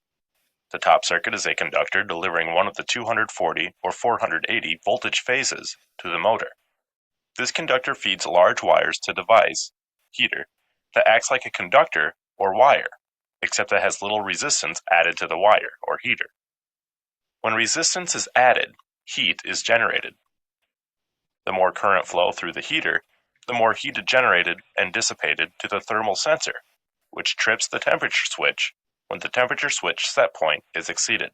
The sensor in this particular design is actually the solder in the barrel that supports the axle of the ratchet wheel. The bottom circuit has smaller wires passing through the switch contacts and to the coil. The coil does not require much current to energize, therefore the wire is smaller. Care must be taken when working on this circuit. Disconnecting the 480 motor voltage many times does not disconnect the coil voltage. When the current flow is below the set point, the ratchet is fixed and does not rotate. Once the set point is exceeded, the ratchet is no longer fixed, and the spring-loaded pawl rotates the ratchet, allowing the contacts to open, and consequently, the coil holding in the contactor is de-energized. The contactor is not supplying voltage to the OL relay anymore, and consequently, the motor stops running and is allowed to cool down before burning up. Heaters come in several designs and shapes, usually dependent on the manufacturer. No matter the design of overload heater, the motor current heater actually Are you there now, Nathan? Yes, sir. My computer had shut down. Alrighty. It didn't get the message you already took your break. Right. Alrighty. passes through a wire conductor. When the motor works too hard and draws too much current, more heat is generated. When the heat to this thermostat exceeds the trip rating of the temperature rating of the trip point, the overload relay trips, causing the starter coil to de-energize and saving the motor from burning up. The heater on the left is a flat resistive wire that radiates heat to a sensor on the bottom side. The heaters in the center and right coil the motor current wire around the thermal sensor. The conductor wire in the center is much smaller than the conductor wire on the right, indicating that the heater on the right is for a large motor. The OL heater symbol on the bottom right depicts the heat source that trips the thermostat that de-energizes the starter coil. A switch, allowing a choice between manual and automatic reset. The NC contacts are opened when the temperature is exceeded, and will stay open until the relay cools down and the manual reset button is pushed on the overload relay or the selected auto mode resets it. This starter requires heaters. Overload relays accept a range of different sized heaters and are sized to approximately match the trip points required by different sized motors. The heater sizes are listed with the current trip points, as indicated as FLA full load amps, as indicated on the motor nameplate. Unless the OL relay comes with a trip adjustment, the heater must be sized for the largest heater available that trips below the motor FLA. The bottom left arrows show where the terminals to the OL relay switch contacts are. These arrows in the horizontal plane point to terminals with 120 volts AC coil control voltage on them, while the vertical arrows point to the 480 volts power passing through the contactor on the top to the OL relay, once the contactor contacts are closed. Is 480 volts AC is applied to L1, L2, and L3 when the breaker is closed. When coil voltage is applied to the electromagnet, the 480 volts AC is also being applied to T1, T2, and T3, and consequently to the leads of the motor. The motor will turn if the motor is good, and not being asked to work harder than its horsepower rating. This is what a 480 volt circuit and a 120 volts AC circuit looks like. This is not a good design. The coil M9 will remain energized when the 480 volt breaker trips. That particular motor would start. The conveyor motors feeding this tripped conveyor starter will remain on and continue to feed a conveyor that has been stopped. A better design would de-energize this coil whenever the motor breaker tripped. a transformer has been added so that the coil is de-energized whenever the motor breaker trips or is manually tripped. This problem could also have been solved by adding a relay coil to the load side of the power breaker and closing contacts to a 120 volts AC source. An enclosure with two related circuits that can be disconnected from power from one breaker. The 480 volts AC circuit is supplying power to A three-phase motor through a combination disconnect circuit breaker and a motor starter, and B, the step-down 480 volt to 120 volt transformer to start-stop control circuit. The motor starter contacts are closed when the starter coil is energized by the 120 volts AC circuit. Starters come in different sizes and are NEMA or IEC rated. This is a size 1 starter, normally good for 5 and 7.5 horsepower motors when wired for 480 volts. Size 0 and 00 are smaller starters, while sizes 2 and above become much larger. The coil has been pulled and the contactor armature has been taken from the starter on the left. The auxiliary contact, sometimes called aux contact, is shown to the left of the motor contacts. The aux contacts normally have 120 volts AC applied to them, while the motor power contacts can have 400 volts AC applied to them. More than one aux contact is often necessary. They are normally stackable. One set may be used for the start button, holding contacts, and others for interlocks, etc. The code on the heaters indicate the trip point, and the white slotted knob tunes in the trip point to the FLA, full load Okay. average, of the Yeah, motor. very- The little Run Yetta everywhere. Go to, No, you'll that's probably go it. to McKinsey's desk. yellow She's not- square pops out when the OL relay has been tripped. The OL reset is just left of it. Oh, The yellow tripped indicator okay. disappears. She's not here today. That should be last time she right now. Are rated by maximum amperage ratings for the contactor. The overloads are rated for a range of amperages and set for the full load amps of the motor, being protected. The overload may be set for automatic trip reset or manual trip reset. This starter has one set of auxiliary contacts Yeah, mounted to the side of the contactor. Assembled size 3 starter is shown on the upper left. On the right, the starter is shown disassembled, with the coil and the contact armature removed. Contacts will wear and burn away from use over time, or very quickly after an excessively long short circuit. During normal operation, arcing will occur between the stationary contacts and the contacts on the armature as they are being closed and opened. The arcing may become severe when the load shorts out or when jogging a motor with a heavy load. These contacts are considered wear items and should be checked and replaced regularly. Changing these contacts is a dangerous job if the technician does not properly ensure that the disconnect is properly opening and the breaker is locked. Aux contacts are attached to the side of the starter. This starter can have aux contacts attached to both sides. The aux contacts are sometimes stacked on the side of the starter, 2 or 3 contacts deep. If more contacts are needed, relay contacts can be used by wiring a relay coil in parallel with the motor starter coil. With 2 related circuits. There is a 480 volts AC circuit supplying power to a 3-phase motor through a combination disconnect circuit breaker and a motor starter. The motor starter contacts are closed when the starter coil is energized by the 120 volts AC circuit. In order to completely disconnect all power sources from this enclosure, the power breaker must be tripped, as well as the 120 volt control circuit breaker. Center, MCC, houses the main breaker, feed breakers, step-down transformers, and across-the-line starters. Sometimes, solid-state starters, like soft starts and variable frequency drives, are also present. The across-the-line starters studied in this module are placed in these compartments.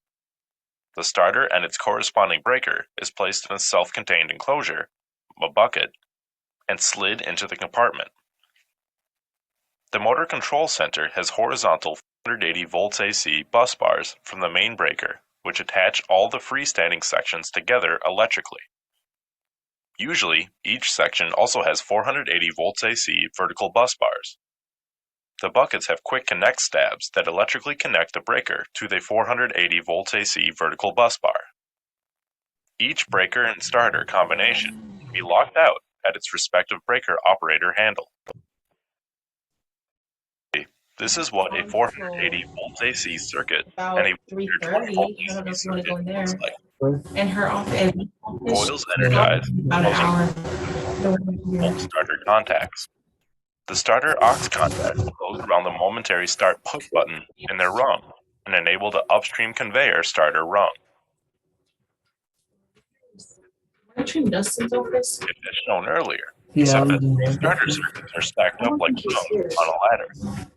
They are all connected to 120 volts AC and AC neutral. Aux interlocks are used to keep conveying equipment from feeding another piece of equipment if that equipment is not running. Dryer M9 contacts in the middle rung won't allow the slinger to turn on if the dryer is not running. M9 coil is de-energized. The M10 contacts on the bottom rung won't allow the dust scale conveyor to turn on if the slinger is not running. M10 coil is de-energized. Interlocks are used to keep material from any conveying device from feeding to another device if that device is stopped. What is the easiest way to check if all conveying devices are properly interlocked?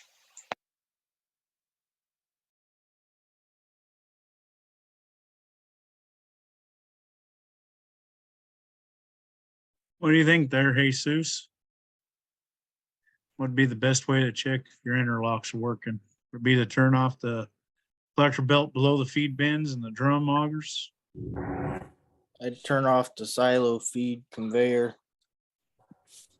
and the drums and then the augers and see if everything else turns off behind it. Hey, sorry guys, my internet connection's bad. It keeps cutting me in and out. Dang it. Yeah, so the interlocks, you should stop the last thing. So if you had a transverse, you could turn that off, drag slat. Last thing in line. I'm gonna try it on my phone. If not, maybe put it like right here. It's kind of like that little deal I showed before with the jump conveyor, where you have to have everything going in the circuit, otherwise the circuit won't work correctly. If it's looking for that transfer conveyor to be running and it's not running, you won't let anything else start. And it's always important to check before you're shoveling. Yeah. If not, you're going to use the no-no and go get the diesel truck and wet down the slat before it all hardens up to jackhammer phase.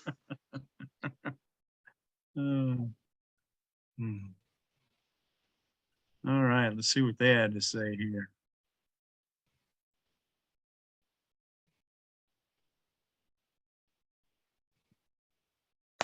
The correct answer is B. Turn off the silo feed conveyor, and the drums, augers, conveyors, and pumps feeding the silo shall stop. If the dust feed auger stops, which one of the following will also stop?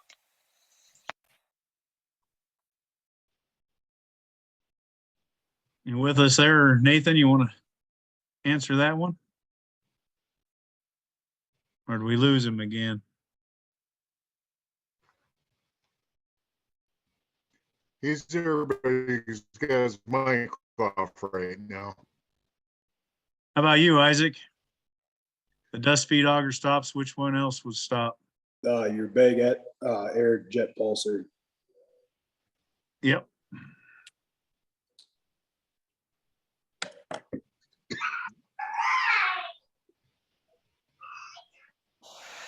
The correct answer is A. Bag air jet pulser. Are placed all together in one enclosure or motor control panel, MCP. A short in one area may arc and affect other circuitry, or technicians standing nearby when the door is open. These breakers do not have an operating handle to lock out. One must turn the breaker off and then lock the panel door to ensure that the breakers remain off during a lockout tagout. This system looks old, dirty, and not well organized. This is not safe for people or the equipment. The controls must not be allowed to get dusty and dirty. The wires must be properly routed. When the breaker is open, supply voltage to ground shall be measured from the line side to ground and 0 volts from the load side to the ground. When the starter is de-energized, supply voltage to ground shall be measured from the line side to ground and 0 volts from the load side to ground. The 3-phase breakers cut off 480 volts AC. Do they cut off the 120 volts AC coil voltage? Not in the motor control panel, MCP, circuits we have been studying so far. Some motor control centers, MCC, have the 120 volts AC cut off when the power breakers are off. When you study the drawing, it will be evident which ones do and do not.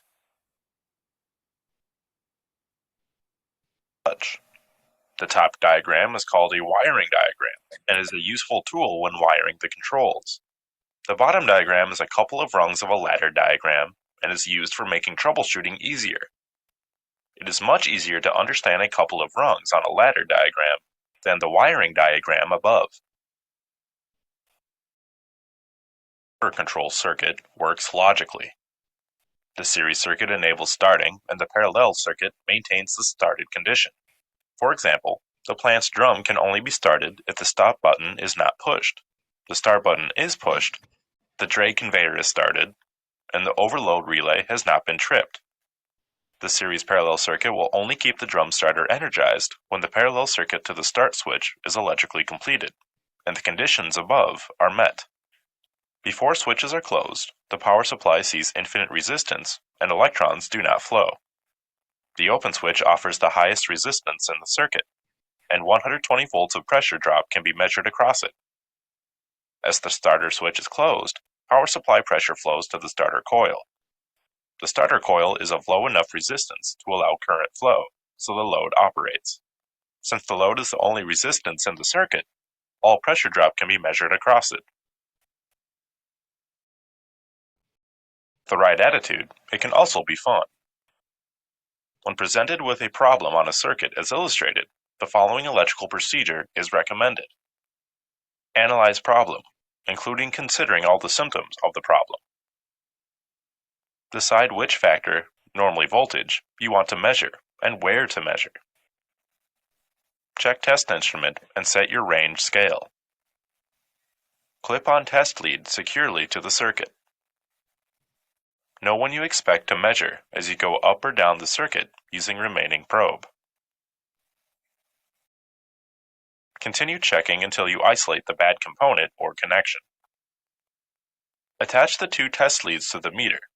One is always secured to the low voltage part of the circuit, 0 volts, neutral L2. The other lead is moved around the circuit in search of high voltage, 120 volts, hot L1.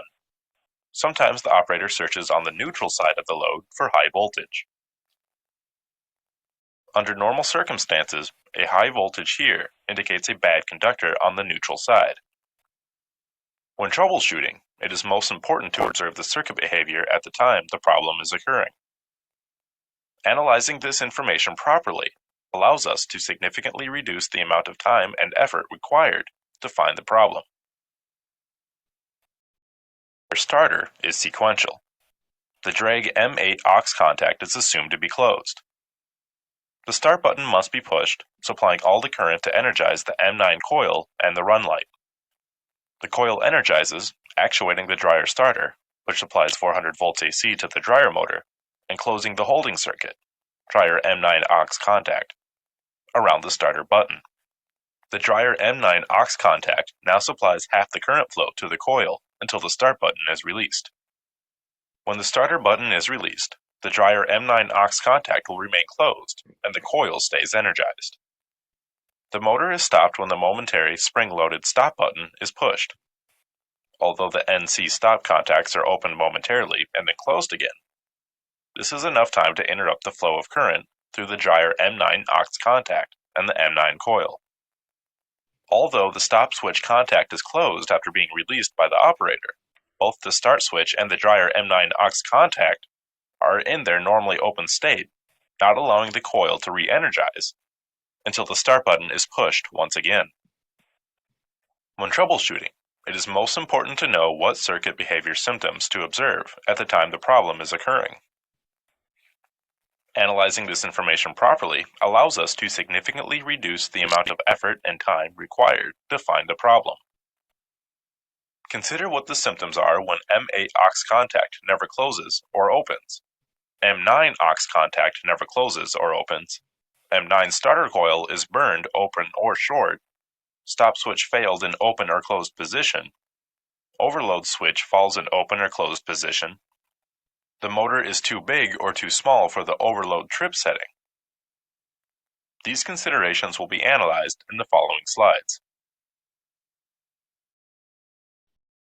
Apply all the trouble to control this coil with separate stop and start switches wired to an aux holding contact instead of a simple off-on selector switch.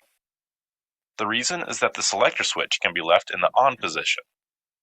When the coil is de-energized because of a power failure, the motor will automatically start up unexpectedly when the power returns. Also, the motor starter coil could pull in after the OL was reset. Someone could be climbing around a piece of equipment, not expecting it to start. Imagine your process automatically starting up after a short or long power outage before some turn the on-off selector switch off.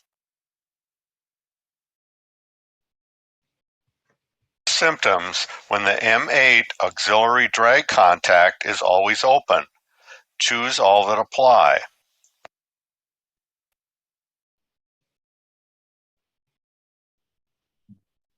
What do you think, Isaac?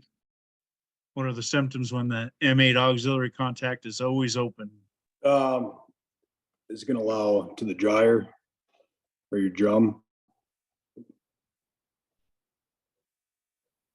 So if this is always the drag M8 here is right in the middle between G and H. So if that one's always open, does the dryer light does not illuminate? That'd probably, because it wouldn't let power go through there to turn the light on. So that'd probably be one, wouldn't it? Correct, yep. Yeah.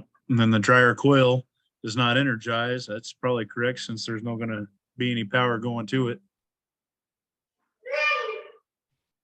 And then dryer coil energizes as long as the start button is pushed. I don't think it's going to energize even then because there's no power going through G and H. I wouldn't imagine if it's stuck open.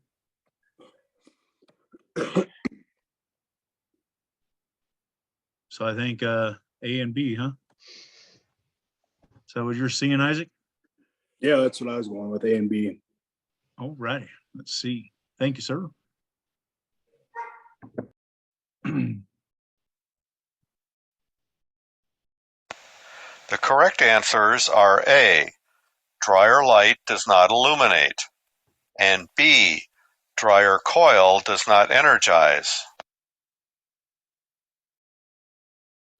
The light does not illuminate, and the coil does not energize.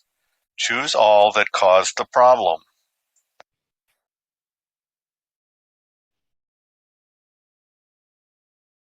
What do you think on this one, Nathan? The light does not illuminate, coil does not. I'm not real sure. I kind of missed some of it with my computer going off. Okay, so let's see. We got no light and no coil.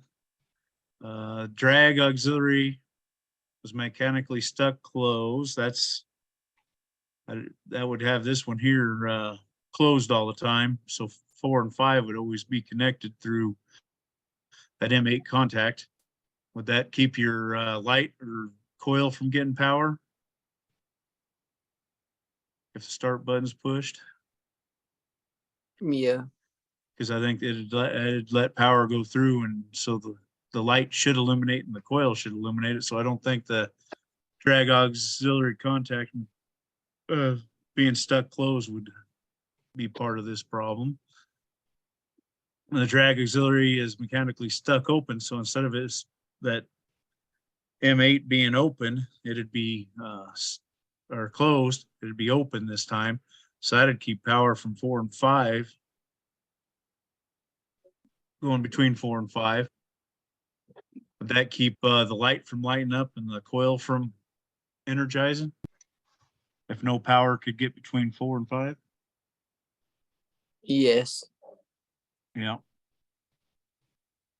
Drag power breaker tripped. That's the drag, not the drum. So that probably wouldn't have nothing to do with this based on the drawings we see here. The dryer power breaker tripped. Once again, I don't think I see that on here anywhere. So let's see what they say.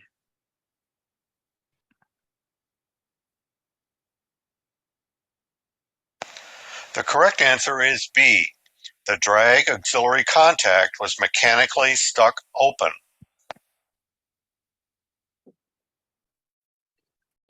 The light does not illuminate. The coil does not energize. What are good voltage checks to isolate the problem?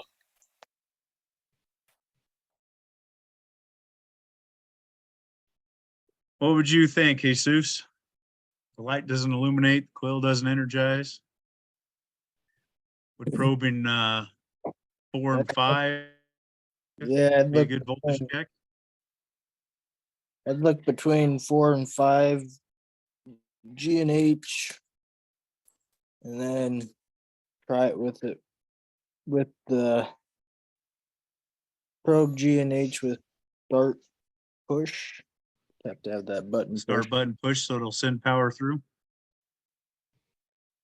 I think all of them. Alrighty, let's see what they say.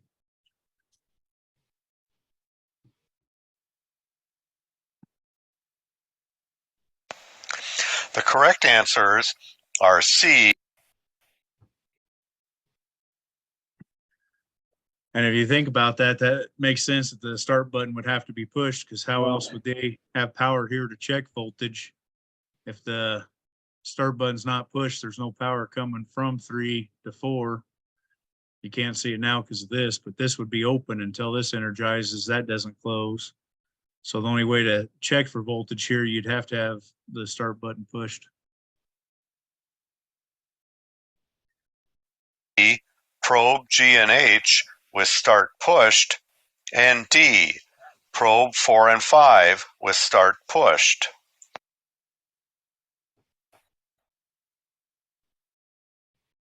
With the start pushed, the light does not illuminate and the coil does not energize.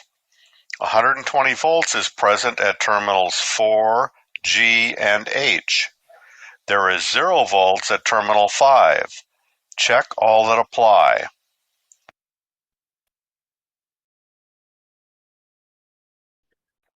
What do you think there, Isaac? You got 120 on 4, on G, and on H, but 0 on 5.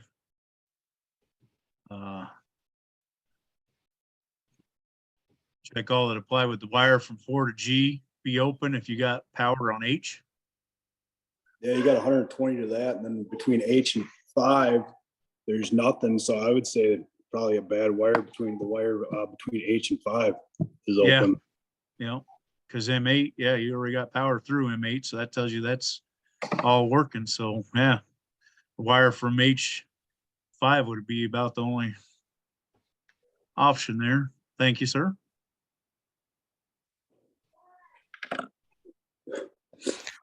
The correct answer is C. The wire from H to 5 is open. And the coil does not energize with the start button pushed. What is the problem? The circuit must be checked for voltages in the working condition the circuit was in when the problem first occurred.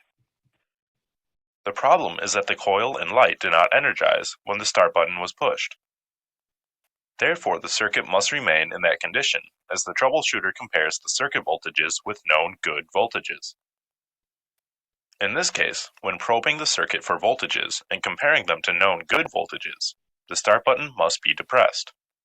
With the start button pushed, there's 120 volts at terminals 4, G, and H, and 0 volts at terminal 5. Therefore, the problem has been isolated to a bad connection, or open wire, between terminals H and 5.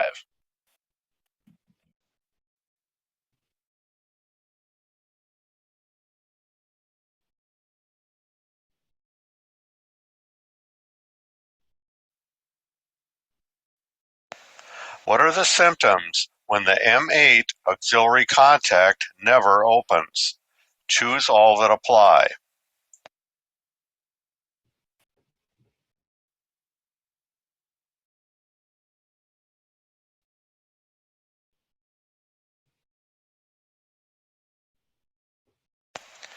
The correct answer is C. You are shoveling Sorry about that. I missed that the one. bottom of the drag whenever the drag stops, but the dryer does not.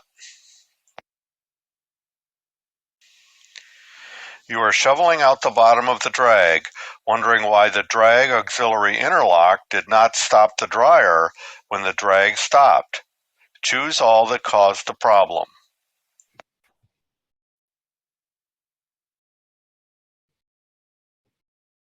What would you think here, Nathan?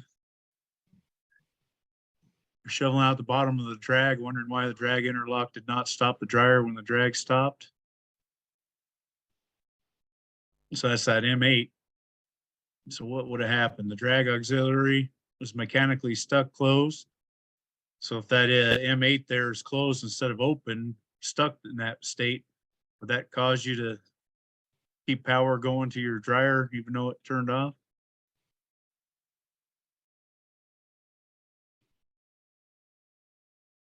Because it's not doing its job? Oh, yeah. Yeah, I'd say is A and B. drag auxiliary was mechanically stuck open. The dryer power breaker tripped. Let's see what they have to say. Safety been hard hat, these are for new hires. The correct answers are A, the drag auxiliary contact was mechanically stuck closed, and C, the drag power breaker tripped.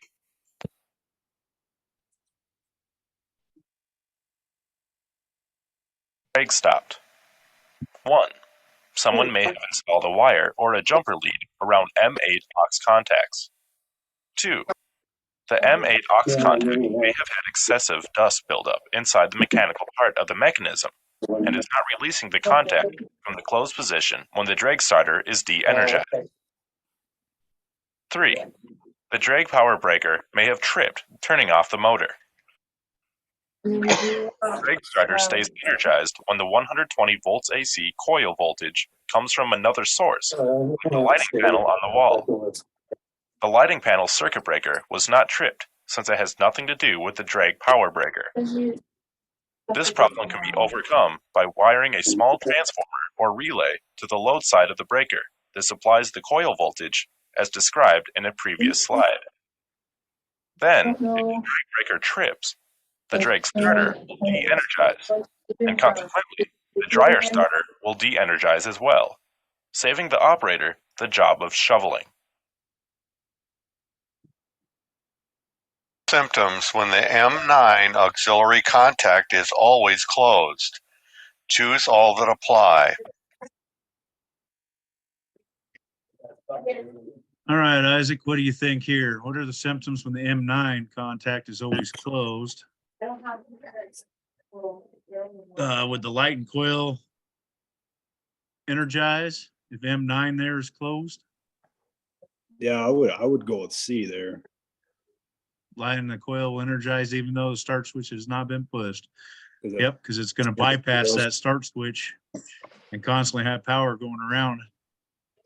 Because that's only supposed to lock it in after the start's pushed and it starts. So I think you're right.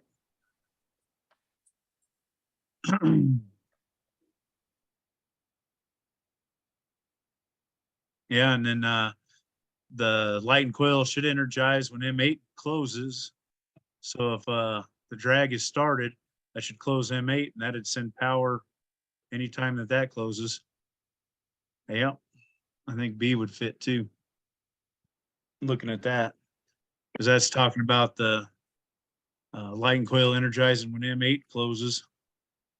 Because when the drag starts, it should close that M8, which would send power through that way too.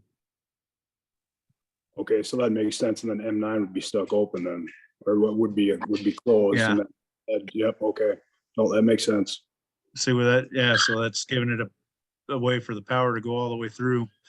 So M8 would have to be closed. So anytime the drag was started, your drum would automatically start with it in that scenario. See what they have to say. Yeah. Thank you, sir. You bet.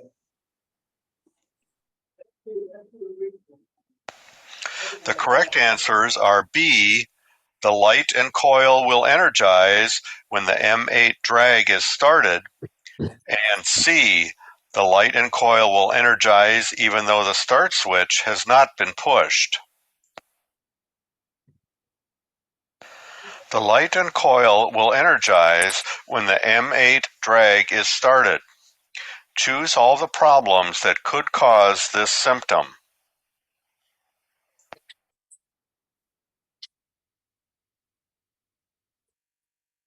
What do you think, Jesus? So the light and coil will energize anytime the drag is started.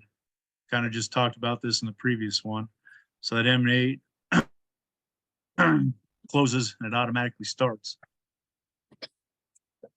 So would that have anything to do with the M9 would have to be stuck closed for the M8 Yep. to open or Yep. be stuck closed. Yeah, dryer coil? That wouldn't have nothing to do with that part of it. Or jumpers. Oh yeah, that jumper stuck, huh?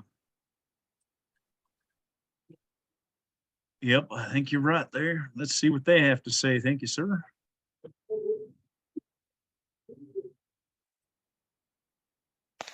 The correct answers are B, the M9 auxiliary contacts are stuck closed, and D, the M9 auxiliary contacts have been jumpered.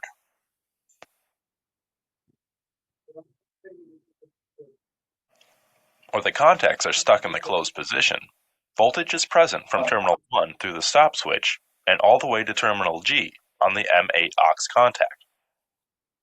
That voltage is just waiting for someone to start up the drag so it can provide the high pressure voltage at terminals J and P on the coil and the light. If the coil and light have the required 0 volts AC on their other side, then current is going to flow, energizing the coil and lighting up the light. This circuit problem is difficult to troubleshoot electrically.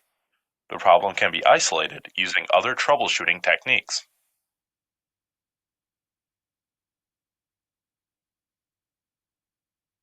Closed or jumpered. How can that be proved? Check all that apply.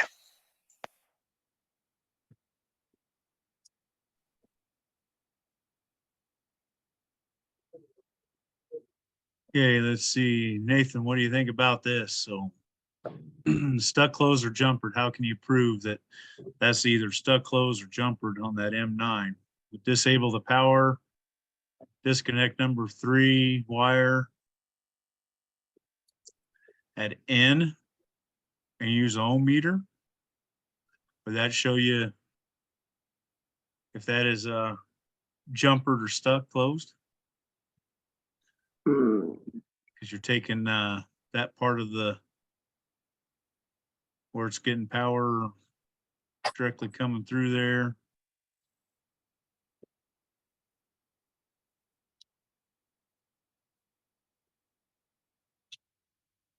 Oh,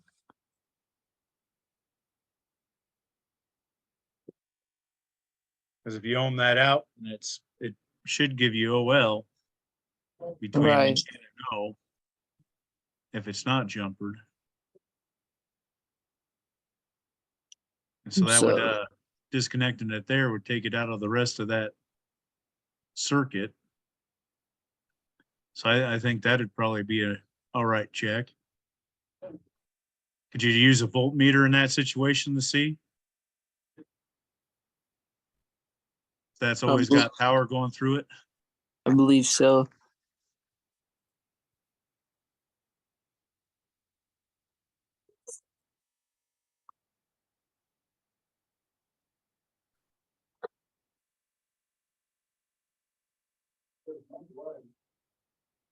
How about disconnecting the top side at number 4 and using a voltmeter there? Yep. Okay. How about disconnecting number wire 3 at the end and using a voltmeter?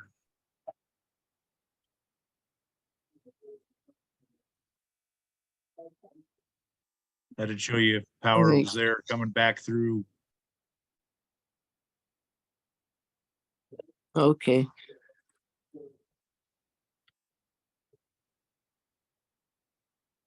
I'm thinking 4 would probably be your better option with the voltmeter, Right. and 3 would be the better with the ohm meter. What do you other guys think? You guys have any ideas on that? Isaac? Yeah, I was gonna say the same thing. Disconnect 3, use the ohm meter there, and then your voltmeter after disconnecting 4. Cool. See what they have to say. That's always a tricky one there.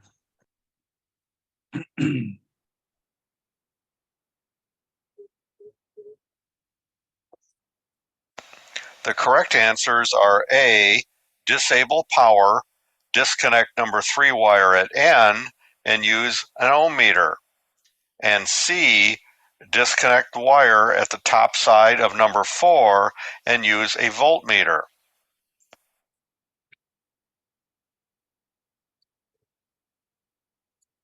Can be isolated using ohm meter techniques or a voltmeter while being creative. When using the ohm meter, the circuit must have power removed and isolated by disconnecting a wire. The component, M9 aux, is being measured for infinite resistance at M9 aux terminals N and O.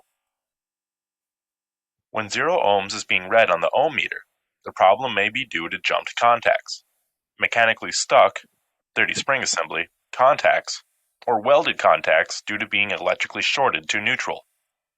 It is also possible that the start button is pushed or faulty. The start button must be isolated from the circuit to confirm which component is at fault.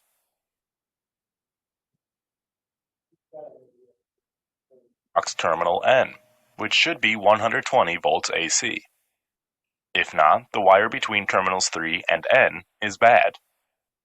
This is a proper conclusion because the current to energize the coil had to flow through terminal 3, and 120 volts AC had to be present at terminal 3. Next check. Isolate M9 aux terminal O.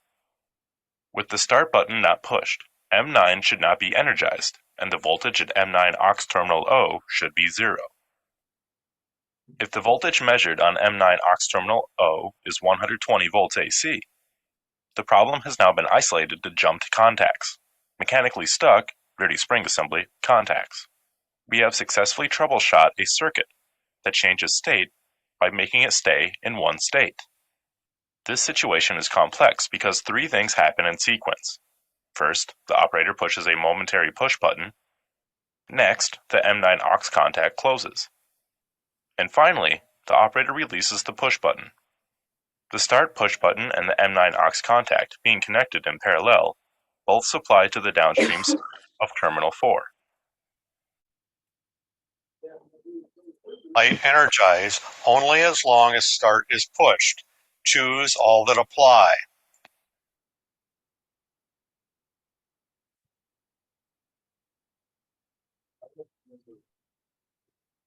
Okay, what are you thinking here, Jesus?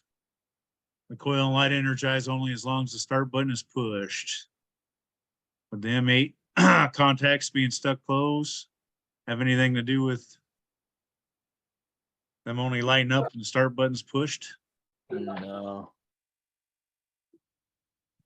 The wire from terminal 4 to M9 auxiliary be open. Would that cause it to only stay on while the start button's pushed?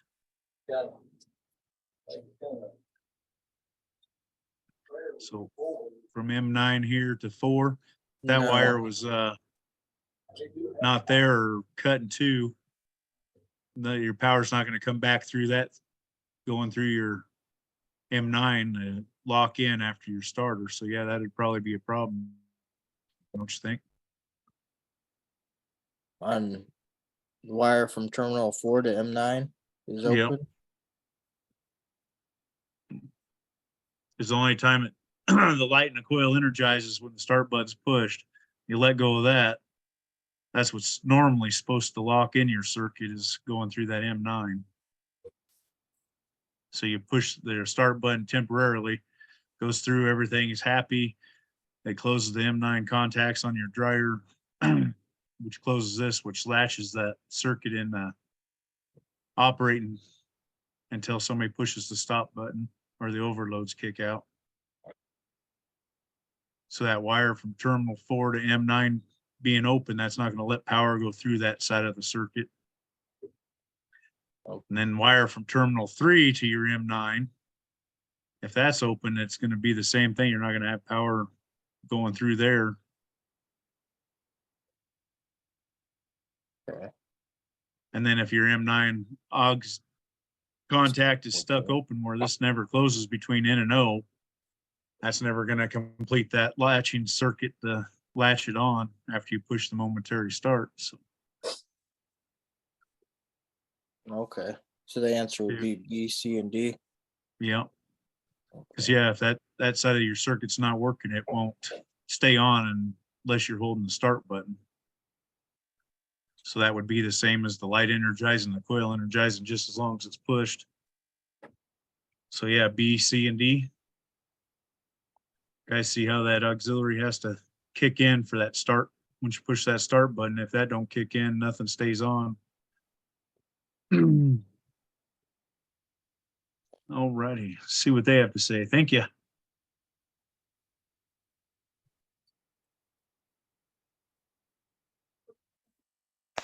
The correct answers are B, the wire from terminal 4 to the M9 auxiliary contact is open.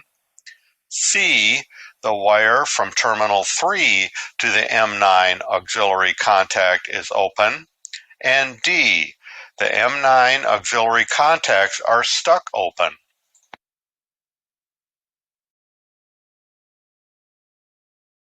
The symptoms when the M9 auxiliary contact never closes. Choose all that apply.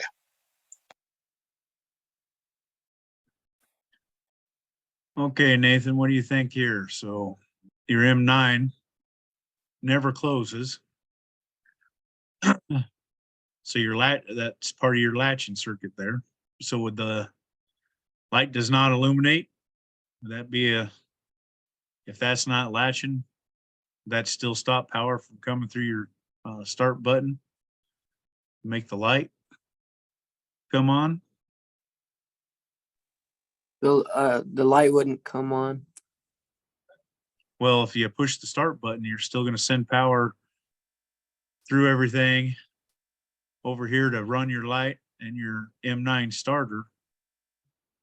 But what's not going to happen if your M9 stuck open is in that latching circuit. So when you let off the start button, that latching circuit's not going to hold it on. Kind of like that same last slide we were just looking at. So I think the light would still come on just as long as the start button's pushed anyway. And how about the coil? Would the coil get energized if the start button's pushed anyway?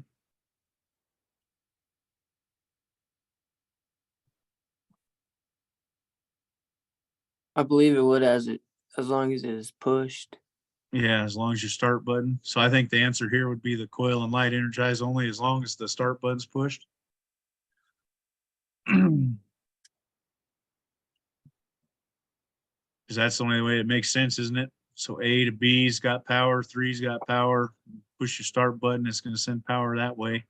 But then your latching circuit's not going to work because the M9 contact never closed. But so as long as that start button's pushed, the light should energize, the coil should energize. I kind of got a question on that. Okay. So when you press the button, it energizes everything, but when you release it, it doesn't energize it, is what's pretty much going on. Yeah. So 3's got power through your stop button. 3's got power that powers up one side of your starter and it sends power to your auxiliary contact that's on your dryer there, your M9. So when you push the start button, it sends power through it to E, which will send it to 4. And then from 4, it goes to 5 and through that auxiliary 8 contact as long as your drag is running, or is that normally opens closed? All right, Which then what it'll it is- power 5, which powers your dryer and your run. all right, Light. Nathan, if you look at the drawing, Nathan, you see where J and K is for that M9 dryer coil? That's the magnet that's holding the auxiliary contact N to O down. If that magnet that can't hold that contact shut, you don't get to keep the voltage there as soon as that push button between D and E comes up. You're counting on that dryer auxiliary holding that circuit to bypass that push button. Because D and E, you take your finger off, that spring's open. There's no way for the juice to get through.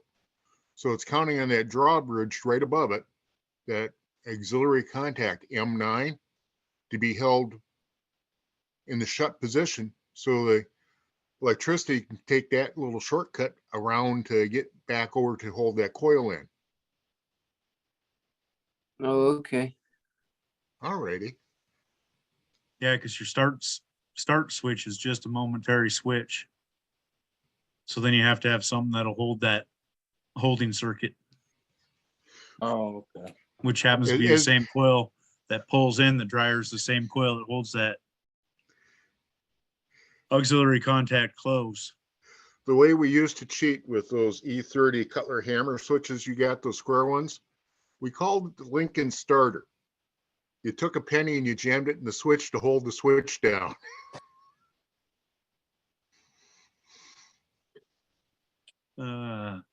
Zip Not tie I've necessarily used before recommended, too. but it did work. Yep.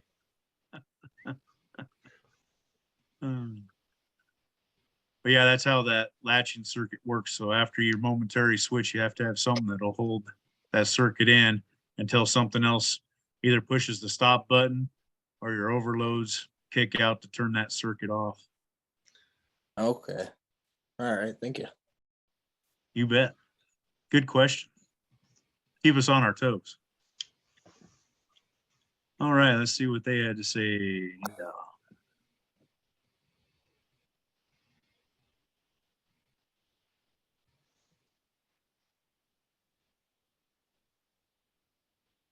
The correct answer is C. The coil and light energize only as long as start is pushed. Choose all the problems that cause both symptoms. Okay, here we got the coil and light energize only as long as the start is pushed. Choose all the problems that cause both symptoms. Okay, Jesus, I'm going to pick on you again here. So we were just talking about that. So M8 auxiliary contacts are stuck open. So that's the drag between G and H. Would that let your lights energize as long as the start button was pushed? If it's open, no. No, yeah. And then your M9, if those contacts are stuck open, would that let the light energize only as long as the start button's pushed? No, not if it's stuck open. You got to look at the print here because that one's above the start button, so it's in parallel with the start. So the start could still send power without it opening or closing. At point 3, you're either or, either to D or to N. So if D to E is pushed down, it lets the juice go through to 4. if D to E, that push button comes up, it's going from 3 to N, but it can't jump over to O and get back down to 4. So, what are our choices?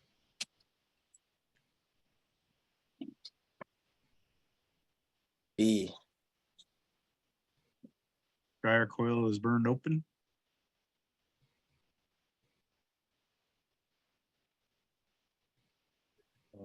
Because if it was shorted, it'd probably trip a breaker, wouldn't it? What's the problem telling us? It's telling us the coil, i.e. the dryer contact, and the light energize only as long as the start button is pushed in. So I've got my finger on the button, drum's going around, the light's on. I take my finger off the start button and everything stops.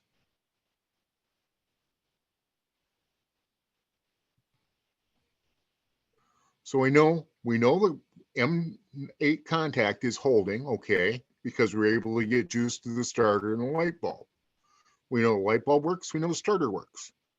Okay, what is supposed to keep the electricity going through to that starter and that light bulb if my finger's off? Your M9 start. Okay. Your auxiliary contact off that M9. Right. So that's only closing when you hit the start button. So when you let off it, then obviously it's open. It's probably open both times. The only way you're getting the juice through is because it's going bypassing the start. Maybe the screws fell out and the damn auxiliary's laying in the side of the panel. Okay. Okay, I think I'm getting it down a little bit better now. Watch out, we'll make you dangerous yet. That's pretty much same as that question you had on that similar one, that M9 has to close to hold that in so you can let go of that start switch to let it keep on running without using the penny.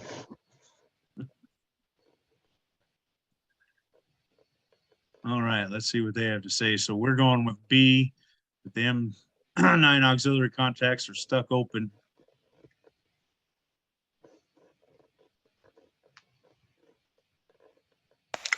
The correct answer is B.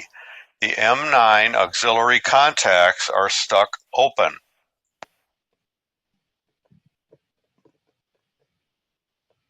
It's difficult to isolate with a voltmeter. The voltage on the terminal O side of the aux contact needs to be measured as the problem is happening. This first occurs when the switch has been pushed and is now being released.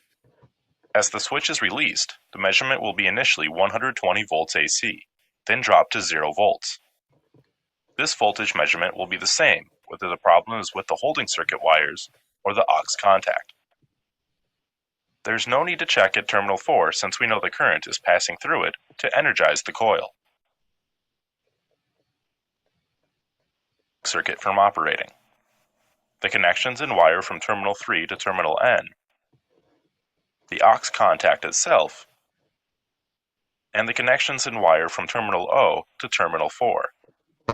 These can be easily eliminated. The voltage at terminal N should be 120 volts AC whenever the stop switch is not pushed.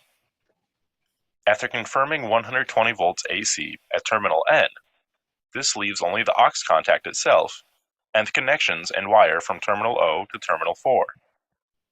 How could this problem be isolated using a voltmeter?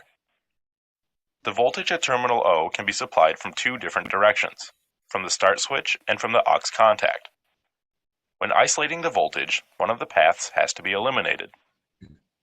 A process of elimination is to disconnect a wire and feedback path from the start switch to the M9 aux contact.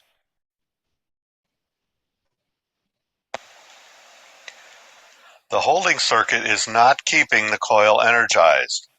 Terminal N reads 120 volts AC.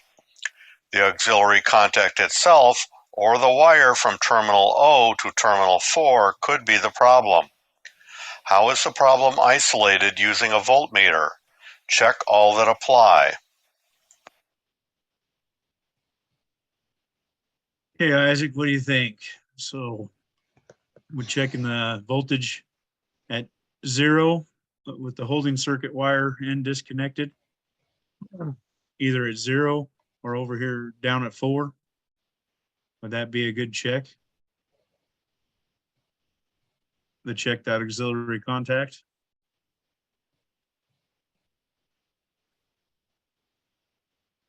You're still muted.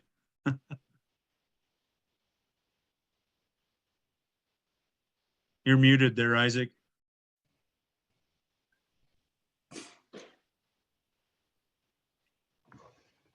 Okay, so terminal N reads 120. Yeah, so I guess 0 to 4, it'd be worth checking that to see if there is power there.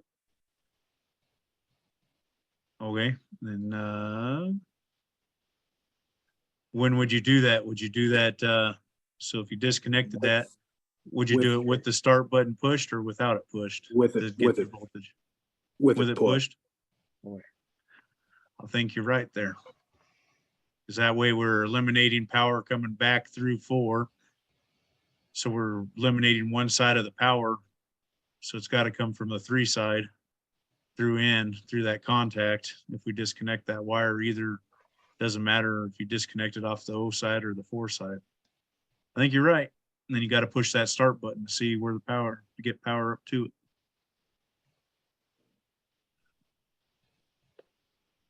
See what they have to say. Thank you. The correct answer is B. Check the voltage at O with a holding circuit wire end disconnected at O or 4 and push the start button. The start button is pushed. 120 volts is measured at auxiliary terminal O with a holding circuit wire end disconnected at terminal 4. What is the problem?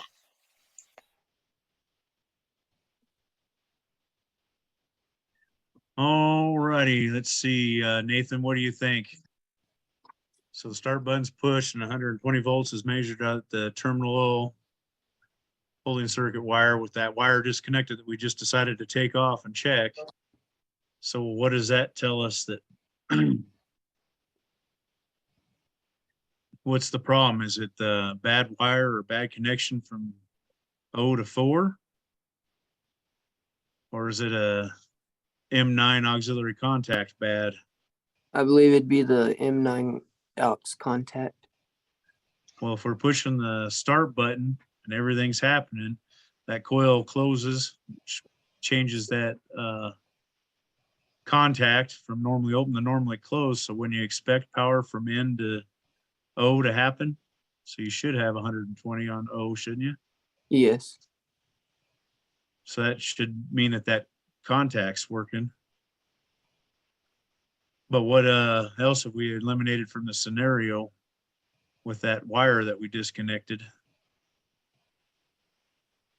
So now I think the only thing that we have left is that that wire must be bad or the connection was bad from terminal O to terminal 4.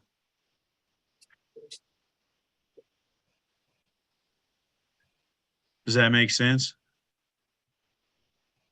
Looking at it, yes, it does now. Yeah, it kind of, yeah, it can be confusing on that. But that means the contact closed like it's supposed to, giving us 120 through it. So the reason, Okay. yeah. How would you test that, Nathan, to make certain it was that wire? Your probe is currently on L2 and O. Where should I put the probe on? 4. Before we can see already is not going to be any juice there unless I'm pushing the button because the wire's hanging in midair. I want to check that wire. How do I check the wire?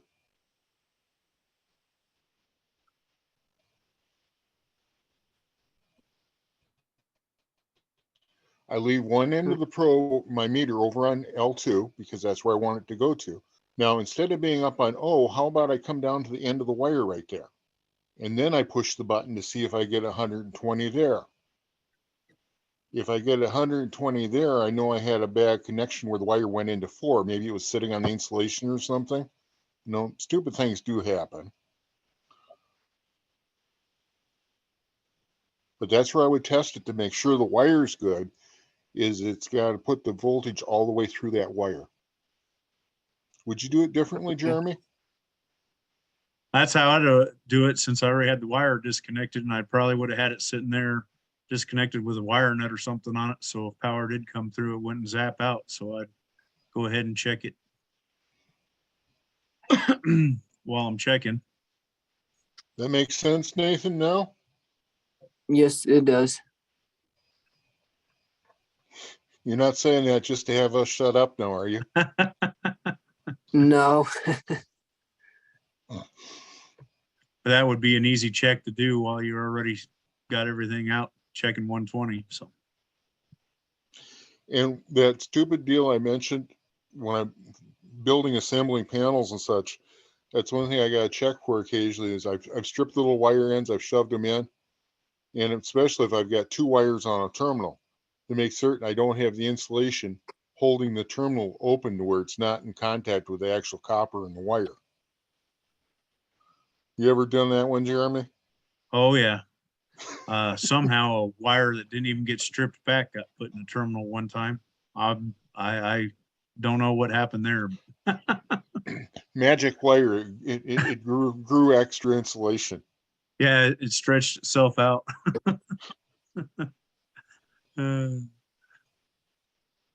All righty.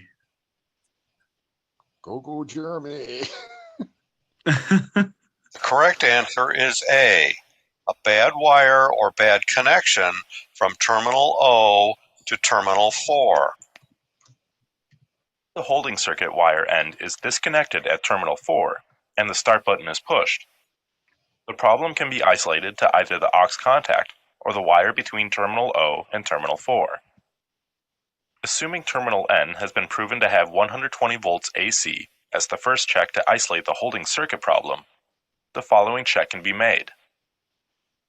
If the voltage measured at terminal O is 120 volts AC, then the aux contact is proven to be good because the voltage came across the aux contact and could not have come from terminal 4, since that wire was disconnected at terminal 4. Therefore, the problem is with the wire between terminals O and 4. If the voltage measured at terminal O is 0 volts AC, then the aux contact is proven to be bad because the 120 volts AC voltage did not come across the aux contact. What are the symptoms when the M9 starter coil is burned open or infinite ohms? Choose all that apply. What do you think there, Isaac? If the starter coil is burned open, infinite ohms. Coil energizes only as long as the start is pushed. So No, if you're actually, M9, I'd say that's the coil starter doesn't. coil itself. Burned open, no contact between J and K, right? So J and K wouldn't get nothing. Coil doesn't energize. Yep. I threw that other stuff in there to confuse you. Yeah, I was going off the auxiliary. Yeah. Yeah, no, that makes sense now. So yeah, we're looking over here now at the between J and K. So if that's burned open, power never closes there, so that would never energize. Like Jeremy and I said before, somebody let the smoke out. It don't go through there no more.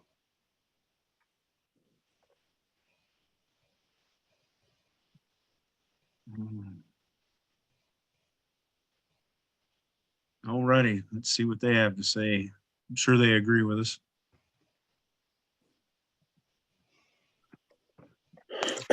Correct answer is B. The coil does not energize. The light does not illuminate and the coil does not energize. Choose all the problems that could cause both symptoms. Okay, Jesus, let's see here. The light doesn't illuminate and the coil doesn't energize. I believe A, B, Stuck open. Power turned off. possibly C, Always burned open. Yeah, because if the stop switch is open instead of normally closed like it's supposed to be, that wouldn't let power go to anything. Huh? Yeah, I think A, B, and C. I think you're right. Let's see what they have to say. Thank you.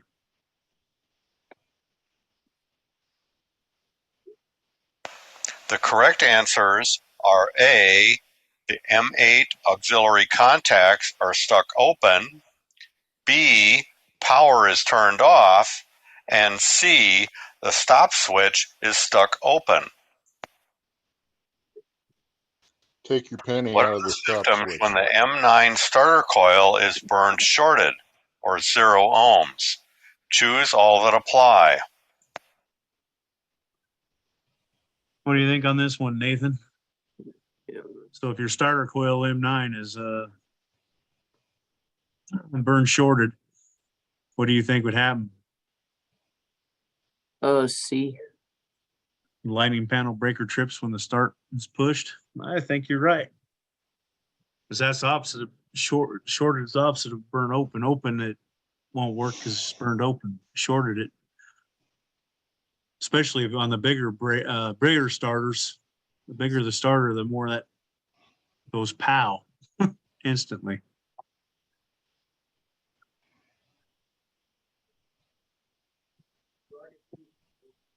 Oh, I guess nothing energizes neither. Correct answers are A, the light does not illuminate, B, the coil does not energize, and C, the lighting panel breaker trips when start is pushed. The lighting panel breaker trips when start is pushed. Choose all the problems that cause this symptom.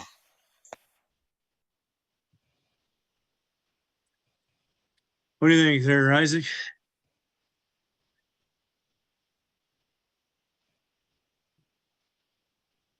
So lighting panel breaker trips when start is Trips. put. Yeah. Think that have anything with the auxiliary contact stuff closed? The No, breaker tripping? Would the dryer light burned open have anything to do with that? no. Coil burned open. The coil's burned shorted. I'd say your coil burned shorted. Or the dryer light is shorted to the cabinet or neutral. Yeah, I'd say D and E. Yep, I think you're right there. See what they have to say.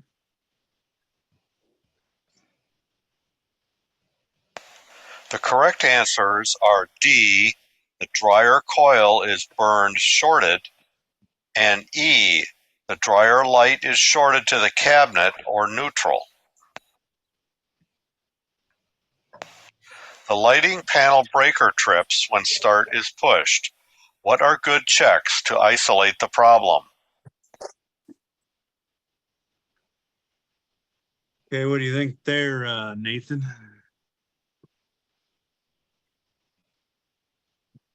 The breaker trips when the start button's pushed.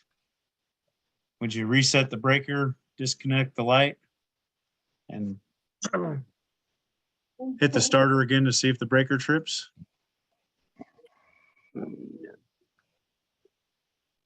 I'd go with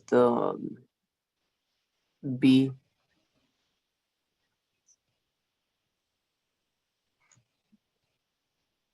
How about reset the breaker and disconnect the coil and depress the start breaker and start button and see if the breaker trips?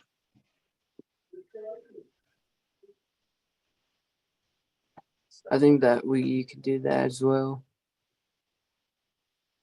Because if either one of those is, if the light or the coil are shorted, it'll trip the breaker. Either one of those could trip the breaker. So those would probably both be good checks. But probing 5, when you push the start button, I don't think that's going to No. do us any good. We already know what's going to happen there. So,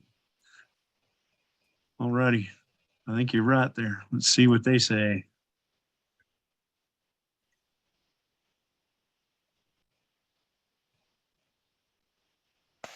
The correct answers are A, reset the breaker disconnect the light and depress start and see if the breaker trips. B, check the resistance across the loads with power off. And C, reset the breaker, disconnect the coil, and depress start and see if the breaker trips. Trips when start is pushed. What are good voltage checks to isolate the problem? There are no good voltage checks. One way may be to reset the breaker, disconnect the coil, and depress start. If the breaker trips, disconnect the light bulb. These should normally be disconnected on the high voltage side of the component. Care should be taken to not be exposed to a faulty breaker that may destroy itself and you. It may be faulty because of excessive trimming. Wear arc flash PPE. Another method is to check the resistance around the circuit. The most likely candidate of a component shorting out, going from a normal resistance of maybe 75 ohms to near 0 ohms, would be the starter coil and not the light bulb. With power off, the coil isolated, and an ohm meter lead on each side of the coil, the resistance can be read. If the resistance is considerably different from the known good resistance, the problem has probably been isolated to the component. Their function. Removing power from the circuit is important to reduce the chance of the meter being destroyed and the operator being injured. Isolating the component electrically from the rest of the circuit is necessary in order to read the resistance through the component intended to be measured. Disconnect a wire on the J or K terminal. Notice, the ohm meter is reading the coil resistance between its probes as the current flow generated by the ohm meter flows from its red probe to the black probe.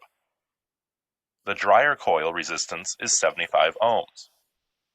The same coil measured on the shelf reads 75 ohms. What should the meter read in this circuit?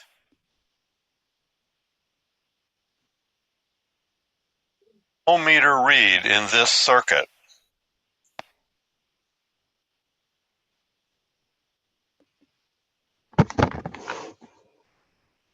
What do you think, Jesus? What should the ohm meter read in that situation?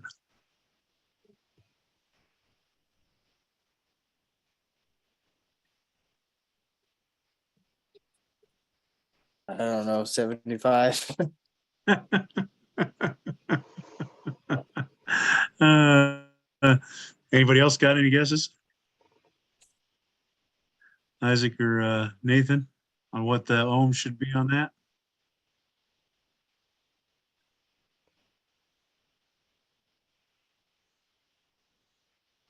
No. I would guess that since those aren't isolated, that we have to consider both resistances. Remember, Dave, you're measuring in parallel.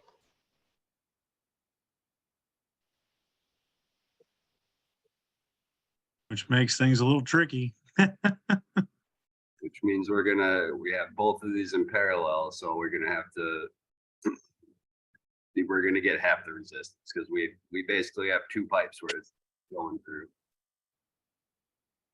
So 75 is the resistance of either pipe, but we have two pipes. Yep. So we're gonna half that 37. What we're So gonna it'll be around 37 and a half. I would concur. See what the masters have to say. I'm gonna buy cheese gravy.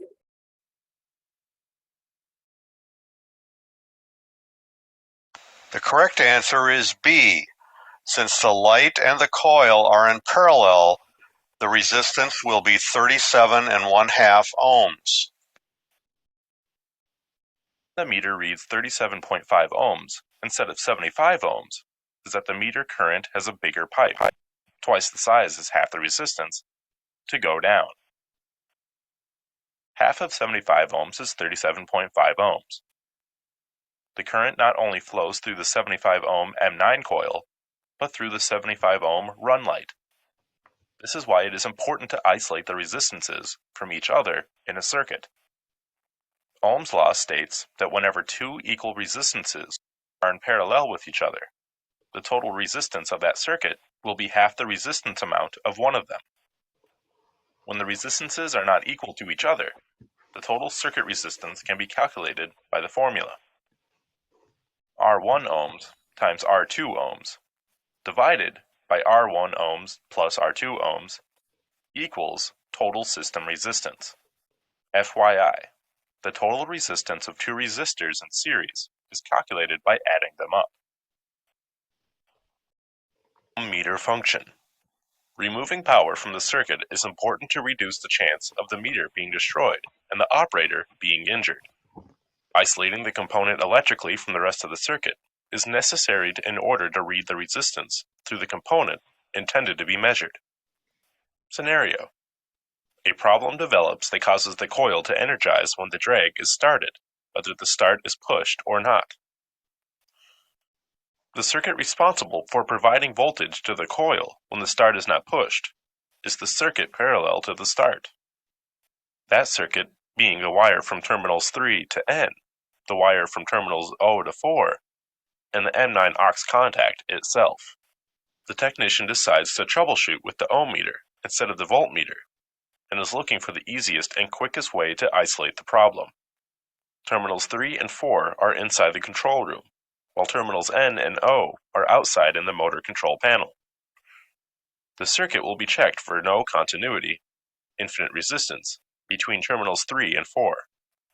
With the breaker off, this circuit could be measured with no further isolation. No need to disconnect a wire or component lead from the circuit, since no other component is electrically in parallel with the aux circuit. There is an open contact between terminals 3 and 4. The M8 drag aux contact can be considered open, since its operating coil is controlled by the voltage from the control power breaker, and the breaker has been switched off. The technician is expecting infinite ohms in a good working circuit. Since the coil energizes without the start being depressed, he suspects he will read 0 ohms. In this scenario, he does and must find out if the aux9 is jumped out or mechanically stuck. The technician will have to go to the motor control panel, MCP, lock out and verify, and if necessary, suit up for arc flash protection. Technician, now at the motor control panel, MCP, with lockout and verify completed, and the necessary arc flash protection, locates the N and O terminals on the aux M9 contact and inspects the contact for mechanical functionality. It appears that the contact's operating mechanism was dusty and dirty, keeping the contacts in the closed position. After hooking up the meter as shown, the meter should read 0 ohms when the plunger on the contact is pushed and infinite ohms when released. The control cabinet finds its way into all the mechanical moving parts and between the contact surfaces. Contacts are meant to make and break quickly. When the contacts make and break slowly, excessive arcing happens and the contacts are burned. Dust buildup can prevent the contacts from being completely open, infinite resistance, or completely closed, 0 resistance. When dirt builds up between the switch contacts, the load may not get its required voltage and may overheat. The starter chattering, one sometimes hears, can be caused by dirt between contacts or dirt in the moving parts. What are the symptoms when the stop switch does not close? Choose all that apply. What do you think, Jesus? What are the symptoms when the stop switch does not close? The light won't illuminate. Coil will not energize, Yep. and that's it. Yep. I think you're right. Let's see. Thank you.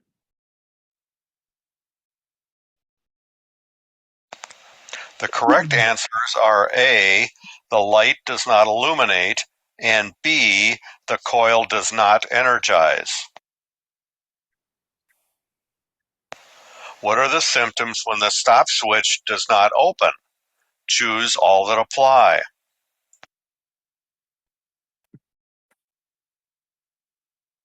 What do you think, Isaac? Stop switch does not open. Stop switch is not open, so that's not allowing. I'd say light does not illuminate. Think about that for a second, though. If the stop switch does not open,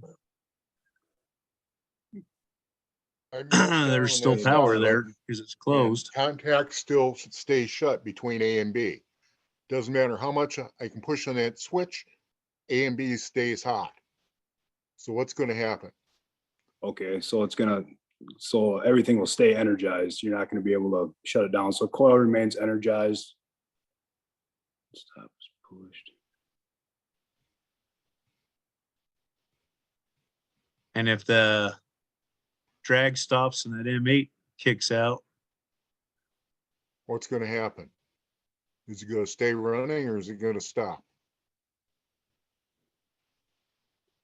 Let's see your drag. Wait, yeah, your M8 kicks out, so your drag would stop.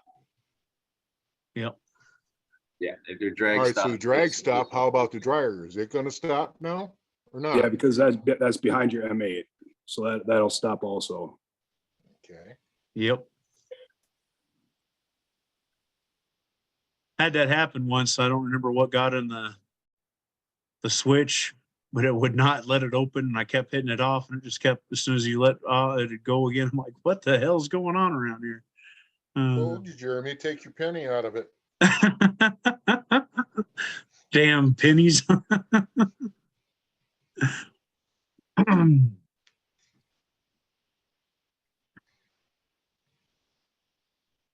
The correct answers are C, the coil remains energized when stop is pushed, and D, the coil de-energizes when the drag is stopped. What are the symptoms when the overload switch fails to open? Choose all that apply. All right, Nathan, what do you think here?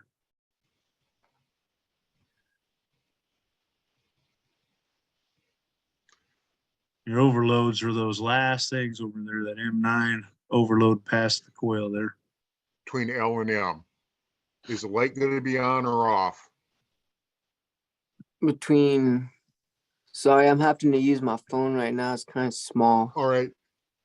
Just after the auxiliary starter is the overload for it. And we're saying in this case, the overload switch fails to open. It's tight. It's staying connected. So will the light eliminate or not if it's running? Yes, it will. Okay. Will the coil energize or not energize? I believe it'll energize. Okay. And And then, energize as long as the start is pushed, it should probably keep running. Will the motor burn up if it's Right. being overloaded? yes, the motor will burn up. So you were saying D, the motor is going to burn up and be toast. If think- it wasn't caught in time. Yeah. Very big Yep. eye in that.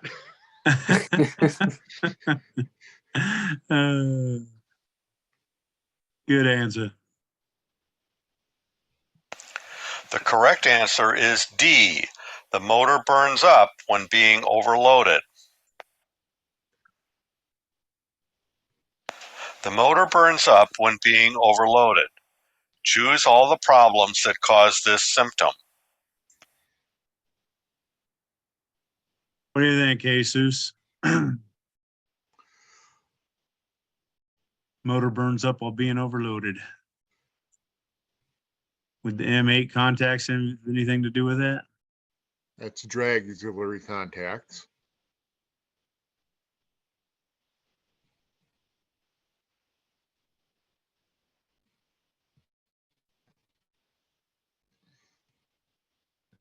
Oh, you're muted, Jesus. You're still muted too, Jesus. Okay. Motor burns up. And being overloaded. All the problem that causes something. So would the drag M8 contacts have anything to do with that?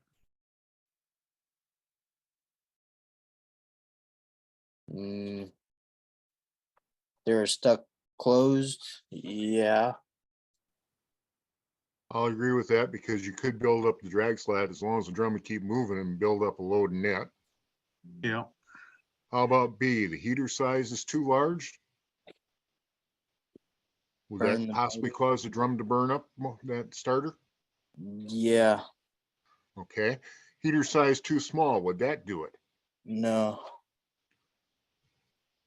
Motor Motor size is size. too small, will that do it? Yeah, I believe so. So we're gonna go A, B, and C. A, B, and D. ABD. ABD. A, B, C, yeah. Yeah, A, B, D. Uh, The correct answer is B. The heater size is too large. For this, I'll argue that one because basically if the motor's too small, the heaters are too large for it. You Yep. stuck the wrong one on. And I honestly think if you plug the drag sled up, you could possibly overload the drum. You know, if the Yep. breakers, Me too. if the overloads don't catch it, that could smoke her. I agree. I think that wasn't in there though, because if the motor was too small, it should trip instead of burning up. Yeah. But I've But the seen that. the heater would burn it up if it wasn't sized, you know, if it was oversized for the motor. Brand Yeah, new 'cause- plants. We found out the hard way after 3 motors later. It was because they undersized the motors.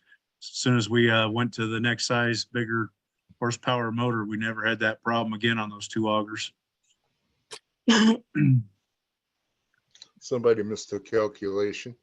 Yep, that's talking. I can't remember who we even finally reached out to, and they're like, "Wait a minute, what size did you say those were? What size were the augers?" And called us back. Yeah, you need to go to the next size bigger. Worst one I ever had on that was they sized up one size more. They wanted one size bigger motors on the dryer after it was on site and produced. Oh boy.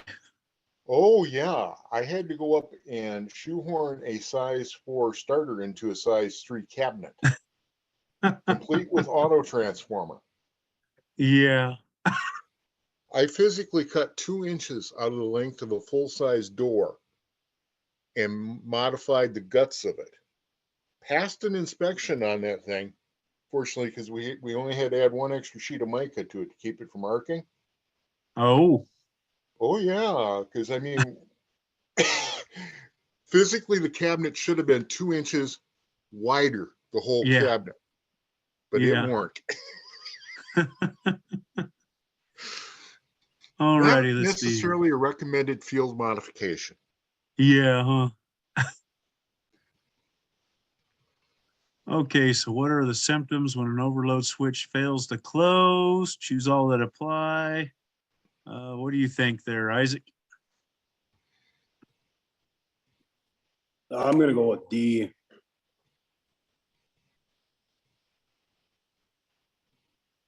So if the overload's never closed. Okay, It B, fails to be the closed. So coil that's does not energize. That's a normally closed contact there. So when Oh, it's normally closed. Okay, yes. okay, So that's what that strike through means, that normally that's closed. Those contacts are touching each other. okay. So if it gets overload, gets hot, then it open Yes, sir. to break that circuit. Okay. So if So that was, in other words, you didn't hit the reset. So so you got into an upset condition. It opened up, but it never closed back up. okay, I got you. Okay, yeah, so I'd say the coil won't energize then. Yeah, coil does Is the not light energize. bulb going to go on or not? The light bulb would not go on. Oh, I push down on the start button. The light can come on.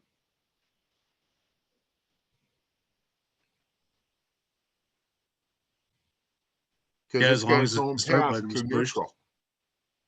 It's parallel. It's either or. Okay. So So I'll agree the coil will not energize because it's got no path over to the neutral. We're going to have 110 on terminal 5, 110 on terminal J, 110 on K, and 110 on L, but 0 on M. Yeah. But the Well, light that's should actually- only illuminate when the start button's pushed. That's actually on the neutral side though. So K is 0, L is 0. But it No, will it's go to not, 1. David. It Not will if go to that 120. drawbridge is open. Yes. Okay. Yes. Yes. Agreed. But I I wouldn't know, see I'm the think- light I'm coming think- on unless the start button is pushed. It might be a weird way of looking at it, guys, but I look at it like that M8, M9 auxiliary contact and the M8 auxiliary contact with both sides up like that.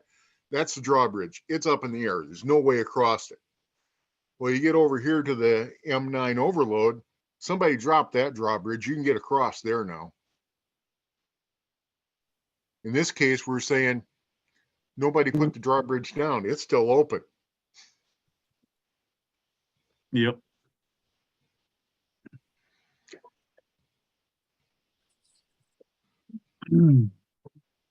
So I agree with it. B is the proper answer here. Yep. Let's see what they say. Symptoms when the overload switch fails to be closed. Choose all that apply.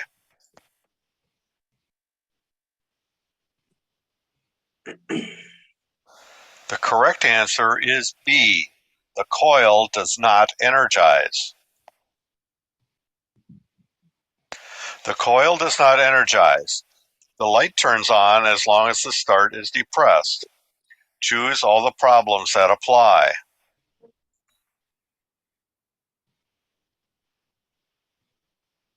What do you think there, Nathan? This is pretty similar to what we were just talking about.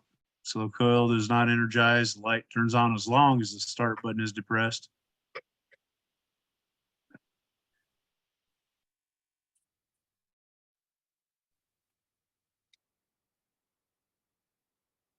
Mm, Does that have anything to do with the drag auxiliary contacts being stuck open? That No. lets your light come on. The overload relay is tripped. Your coil wouldn't energize, No, I but your don't light believe would probably it. come on with the if it's depressed, wouldn't it? Yeah. And then And it wouldn't be the start switch is bad because it's coming on when you press it. you know,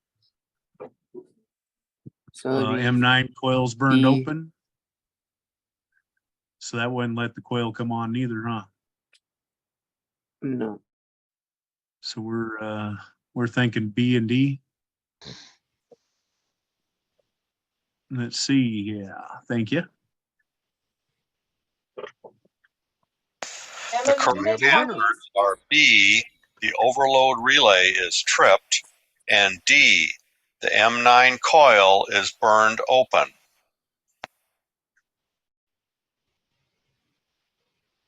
What are the symptoms when the heater is sized for too high of an amperage? Choose all that apply.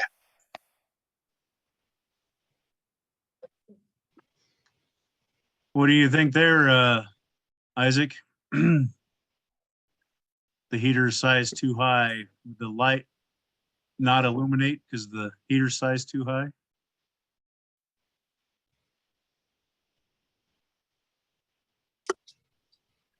I think you're still muted there too.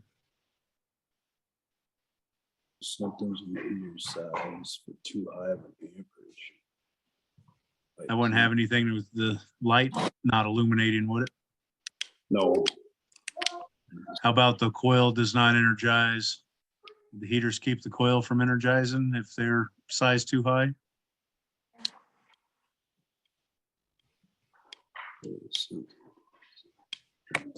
I don't know why I can't wrap my head around this question.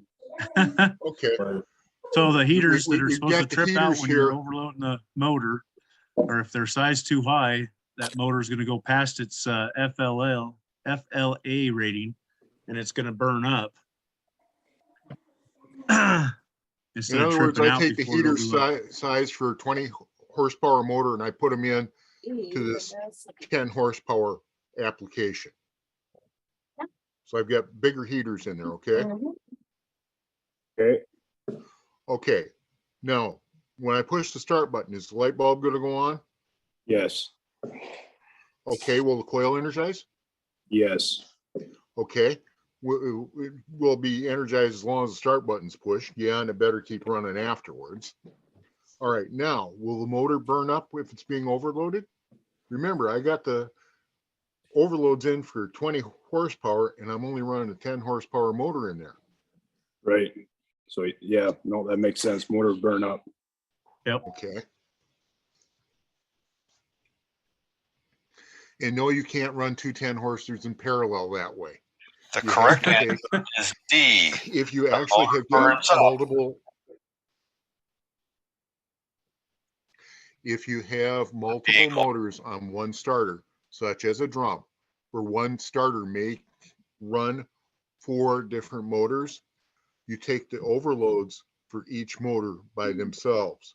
You put the coils in parallel and run all of the overloads in series. So if any one of the 12 overloads drop, everything stops. But when you push the button, all 4 coils suck in at the same time.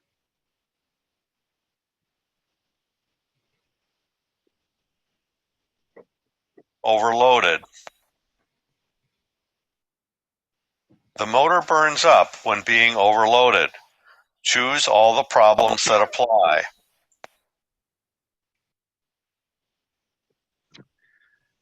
What do you think there, Nathan? Motor burns up when it's being overloaded. With the M8 contacts being stuck closed have something to do with that? Yes, that could be one reason. Like we talked about earlier, if it drag slap backs up bad enough, it can overpower the drum until it burns up. The the overload And I relay don't, contacts are jumpered out. yeah, that could be a possibility too. Think that'd have anything to do with the start switch? No, I think it's A, B, and D. I think the Oh, yeah. boy is right. I think so too. Although this would probably say just the heaters. Yeah. Because that's The just correct typically- answers are B. The overload relay contacts are jumped out, and D. The heaters are sized too big. What are the symptoms when the heater I is think sized for voiceover has too never low run a of an shovel. amperage?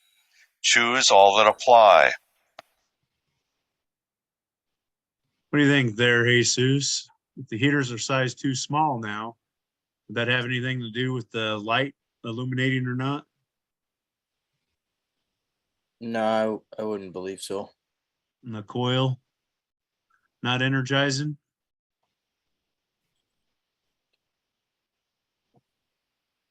So Because now instead of having a 20 horsepower motor heaters in there, we got on a 10 horsepower motor, we got 5 horsepower heaters in there on a 10 horsepower motor.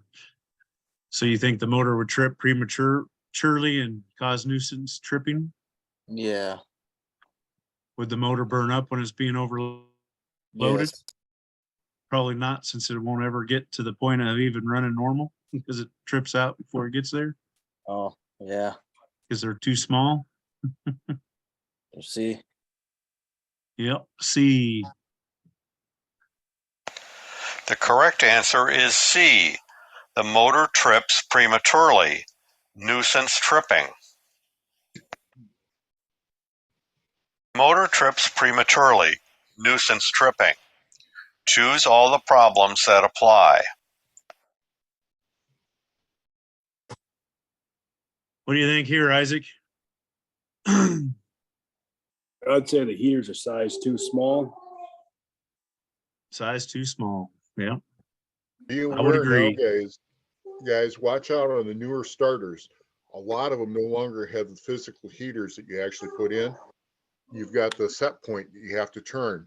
and make sure that that's turned to the proper location for the full load amps on the motor.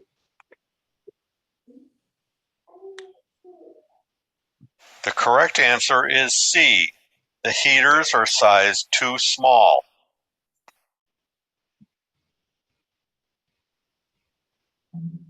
What are the symptoms when the three-phase power breaker trips? Choose all that apply. Okay, Nathan, so the three-phase power breaker trips, does that have anything to do with the light not Oh. illuminating? No, you'd be shoveling the drum. Yep, been down that road. Yep.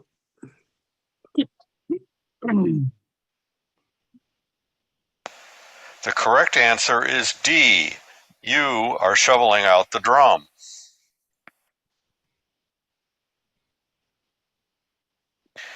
You are shoveling out the drum. Choose all the possible reasons why. What do you think there, Jesus? Shoveling out the drum. Would that have something to do with the drag auxiliary contract being stuck closed? Yes. Yep. How about them being jumpered out?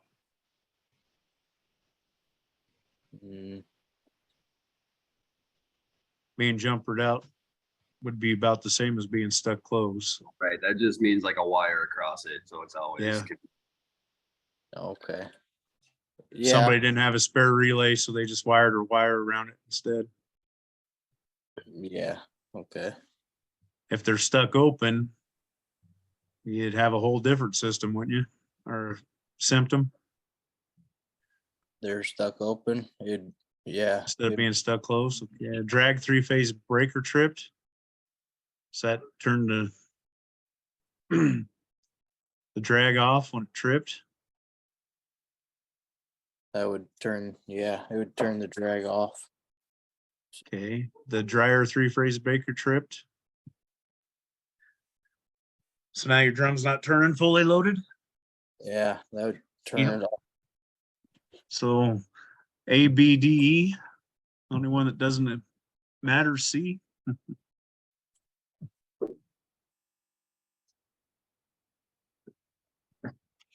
The correct answers are A.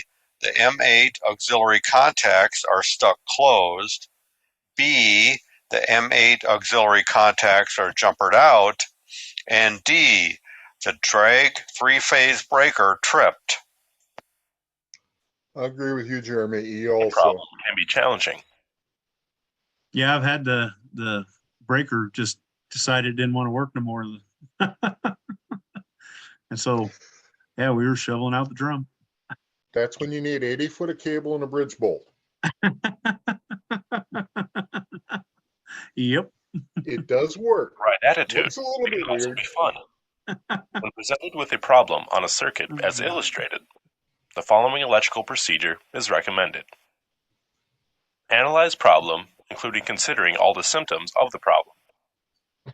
Decide which factor, normally voltage, you want to measure and where to measure. Check test instrument and set your range scale. Clip on test lead securely to the circuit. Know what you expect to measure as you go up or down the circuit using remaining probe. Continue checking until you isolate the bad component or connection.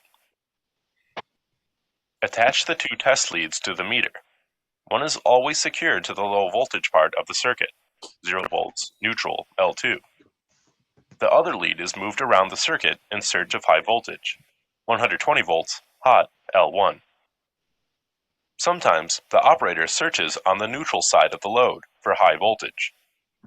Under normal circumstances, a high voltage here indicates a bad conductor on the neutral side.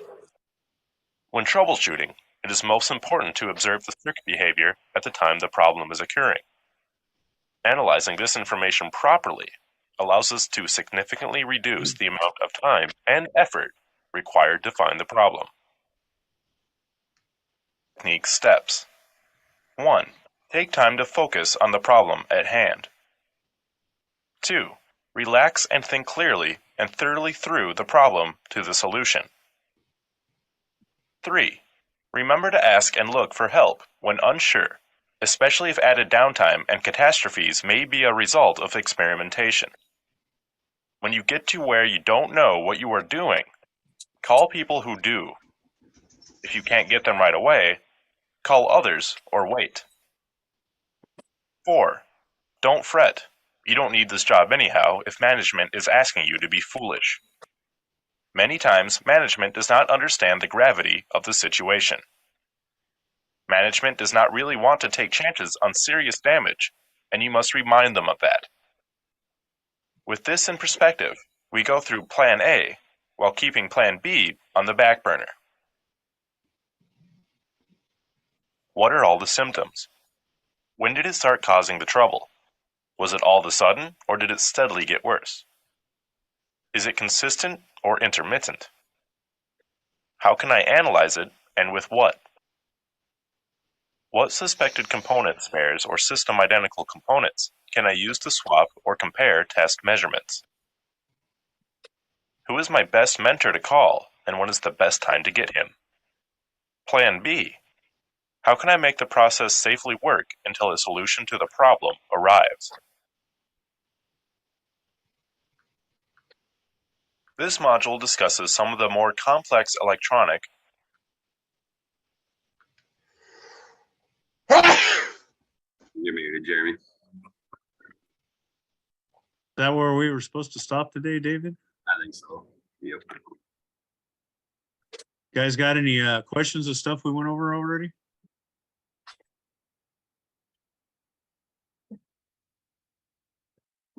Poor Nathan and his internet issues. Yeah, I know. All right, remember what I told you guys last time when we were all together? That the thing you need to memorize is the phone numbers and where that, in this case, that Barbara Green handout, where you're keeping it. Because that'll help explain a lot of what we've gone over today. And it might be just what you need at the time to either brush up or to make it a little bit clearer in your minds. That's what I did at lunch. I was having a little bit of trouble understanding the schematics. Yeah. So I just went over to the Barbara Green pages. Any other questions? Which ones weren't making that much sense to you? It wasn't that they weren't making sense. It's just like the different like symbols and stuff, like the normally open and close and all that. But after I looked at that Barbara Green pages, I understood it. That's your language dictionary. If it sounds like Greek and looks like Greek, look at the little dictionary and maybe they'll tell you what it says in English. Right. That all comes with time. The more you look at prints and understand it, the better it kind of, and then like Steve was saying earlier, figuring out a way to compare it into something that you see in your head makes it a little bit easier to understand it too. Also, play like it's a state road map. Take a look and see if they've got a key that explains what the little symbols mean off in the corner. It might be an oddball one that somebody had to dream up to show it on the print. In which case, take a look around, see if there's some extra notes and such written on the print to explain what you're looking at. All right.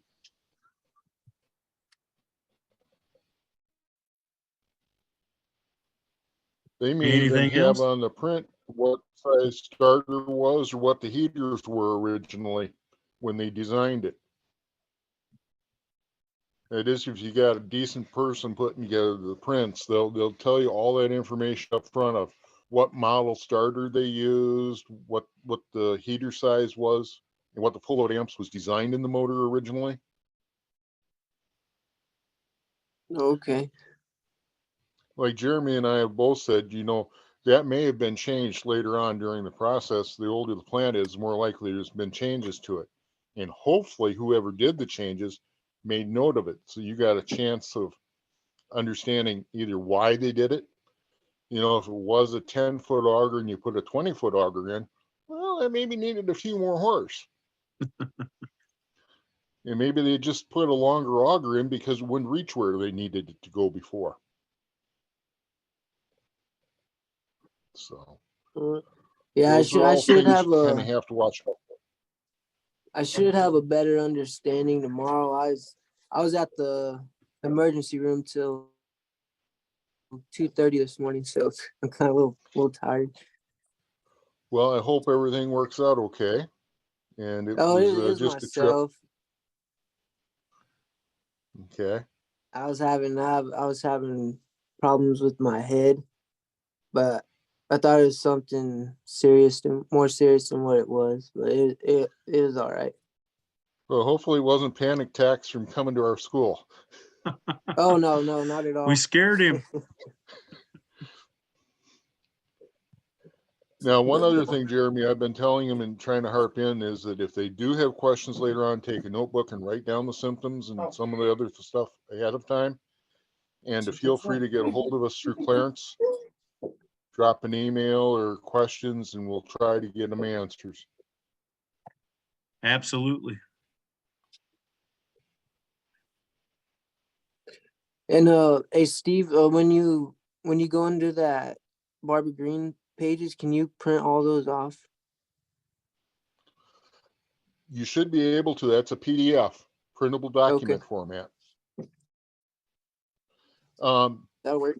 If you've got the option, you might want to print them double-sided, or if you print them single-sided, quite often you maybe can have them get you some of those great big sheet protectors. You know, the ones that go in a 3-ring binder. You can put a 8.5 by 11 piece paper in. And that way, when you're using it, if your hands are all grubby from being in an electrical box or got grease on them or whatever, you can still flip through it and not mark up the pages too bad, where you can wipe them off easy. Right. I've made a lot of electrical books where I'll print all the sheets off and make sure they're in those sheet protectors in a big book. Okay. I've done plant schematics that way where there's 65 or 100 pages long, and you can flip through and not mark them up too bad. And then if you do need to write on them, you can pull them out and write on them. I also like You got having any other spare tricks like prints. that? Just like when I'm troubleshooting something, if I have a copy machine there or something, I'll make some extra prints. Or if I don't have extra prints at a plant that I'm working at, I usually take the prints, make extra prints before I have to troubleshoot the plant. That way you can And if it's one of the get a highlighter and then go through and chase your circuit down with the highlighter, so you kind of know what you're looking at, because some of those diagrams have tons of wires on them, so it's kind of nice to highlight the one you're working on. And if it's like the old Barbara Green manuals, they'll have some prints that are like 11 by 17 or 17 by 22 in them when they unfold out. Take those into like Kenko's or, you know, whoever your local copy store is, have them copied there into the full-size prints.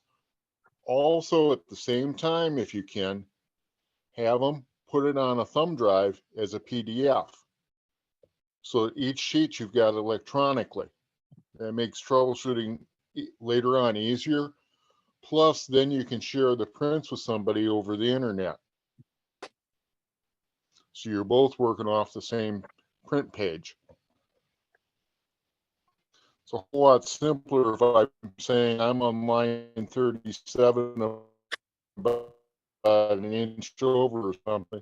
If you're looking at the same page in front of you, you kind of explain, similar to what we've been doing here today, where we say we got the X9 contact or whatever, you look over to the left and it's this or that, or right below it, this contact and that contact. Everybody's got the same picture in front of them, so we kind of explain it a little bit simpler.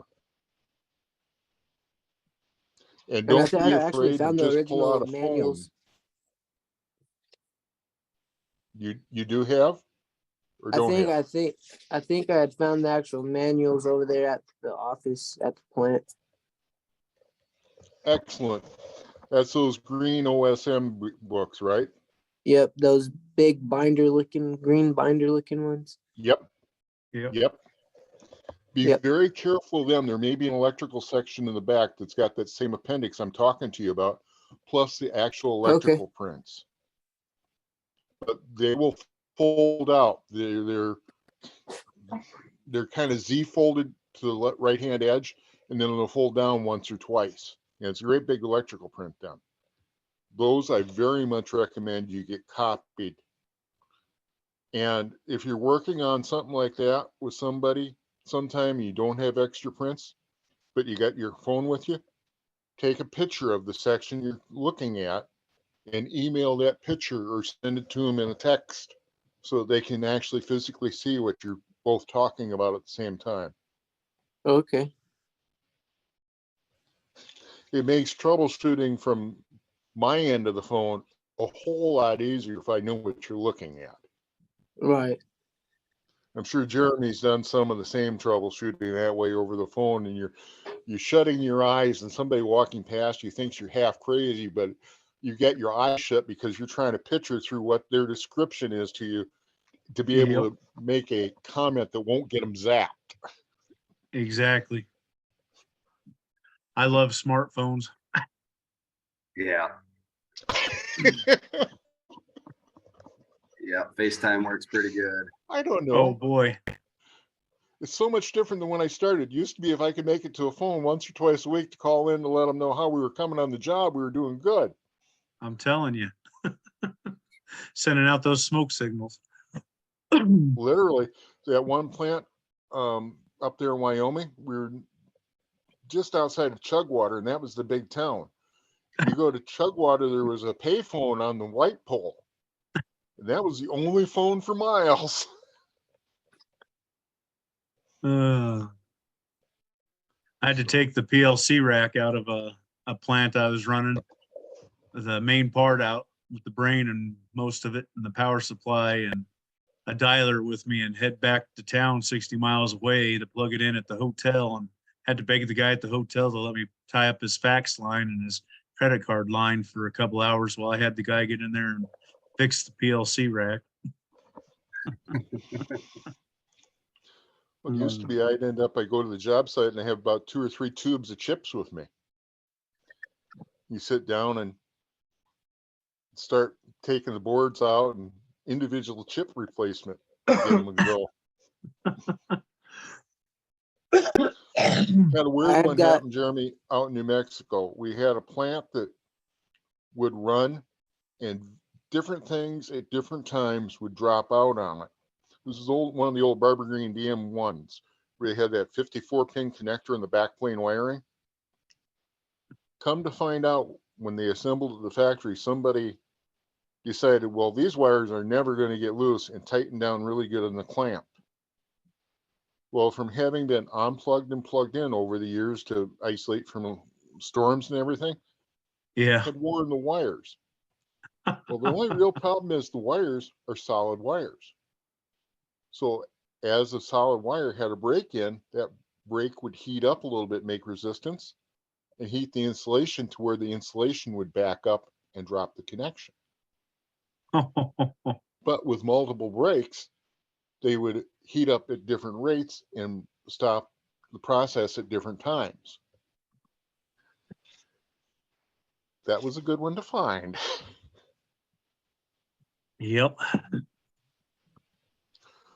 Well, I think what we're going to be doing is starting again with Clarence tomorrow morning at 9 Central Time. Sorry, Jesse. I mean, Jesus, we won't. We hate disturbing you. Work on Alaskan time yet this year. Yes, we will be starting. Hi, guys. Dylan told me he has packages. Joe? Big Joe, so I assume it's Joe. The phone. So got any other questions, You guys? did your job. Well, Jeremy and I just I kind just of like to pipe in a little bit. off.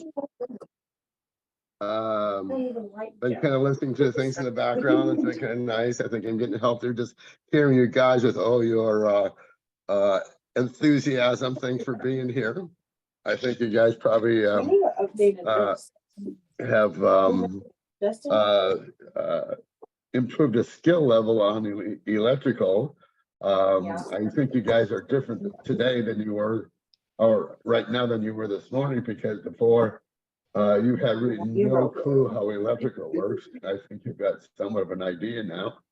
And now you got to use that skill level to reduce your downtime when it comes to troubleshooting, but also to keep you safe. And so knowing how to use your voltmeter is very important, because when people like Steve or anybody else calls you up and says, check there, at least you know how to do it safely without getting hurt and get good information back. So congratulations on all this. Tomorrow we're basically going to be doing 3 different circuits. One's the motor starter circuit again. We're going to be doing some troubleshooting on that one. We're going to be doing some troubleshooting on a DC motor control. It's a variable speed. Variable speed kind of all work the same, like VFDs or that. So we're just going to use a DC motor control because you're just going to be troubleshooting these components based on what you learned. And so that would be for the DC motor control. We'll also do things electromechanically, such as the damper control. So now that you guys got all the basics done, we're going to be doing that kind of troubleshooting again. But we're also going to be pulling up some pictures of what it physically looks like and ask you exactly where to be putting that probe that you are actually wanting to do the troubleshooting from the schematic that you guys just understand. So you got an idea about the schematic, but what does that really look like when it comes to physically, where do you put your test probe out? Where's the auxiliary contact on that starter? Where's the overload relay on that on that starter, so that you know where to be probing, where to set your voltmeter, things like that. So tomorrow will be a little bit like hands-on. We're gonna be it's the hands-on part of the workshop we typically do when we have a physical workshop. We're doing this one a little bit different, trying to make it more realistic on what you're doing there. So I look forward to working with you guys tomorrow. I think I'm probably getting at the tail end of this hold I got. So that's what I got. Is I think you guys did a nice job putting this all together, getting a feeling for things, and I'm glad you're here. That's all I know. I would like to also ask you guys to please continue asking questions like you have today, because that makes it so much more detailed, our answers and responses. Because if you didn't quite understand something, somebody else answers a question, maybe we can help explain it so everybody understands where we're at. The more questions you guys ask, the better, the more pointed we can make our examples and replies to you. If I may, before that, and I think that's a really good idea, one at a time. I know you guys have been in the workshop there, and there's only a few of you right now. Nathan, Lucas, tell me a bit about yourself. Is this, was electrical something you've always had some interest in wanting to learn how to troubleshoot? Well, actually, this is my first time being around any sort Of equipment like this? Asphalt company. Yes. Okay. But I've worked at a wash plant, gravel pit. Okay. And, Okay. but- So this has been a good exposure for you. That's good. But some of the Okay, and- stuff on the asphalt, some of the stuff on the asphalt plant is pretty similar to the gravel plant. Okay. Okay. Very well. Who else do we have? Conveyors are conveyors. Is there a Dave guy there? Interlocks are the same. I'm sorry, Steve. What I was saying is, are you seeing the similarities on the interlocks and such? Does that make a little more sense on the crushing plant now that you've got this basic understanding and controls? You understand, like, when Yes, you're going to run the crusher, you're starting this belt first and then that belt and then this. Yeah. And hopefully they will have the similar set of electrical prints for that operation that you are working with when you get to the asphalt stuff. You were Which is a saying, good Clarence, point. before I walked over you? Which is a good point. You should take some time to look over your schematics and try to get an idea, what they mean to you. So when it comes to troubleshooting, you know what part of the schematics you have to go to. Good point, Steve. Good point. How about you, Dave? I guess there's a Dave there. Is this what you were expecting? This is exactly what I was expecting. Isn't there a Dave guy here? Okay. Who's the three guys? There's Jesus. Who else is there? Isaac. Isaac and Jesus. Was that? Isaac and Jesus are the other two guys. Okay. How about you, Jesus? Is this what you expected?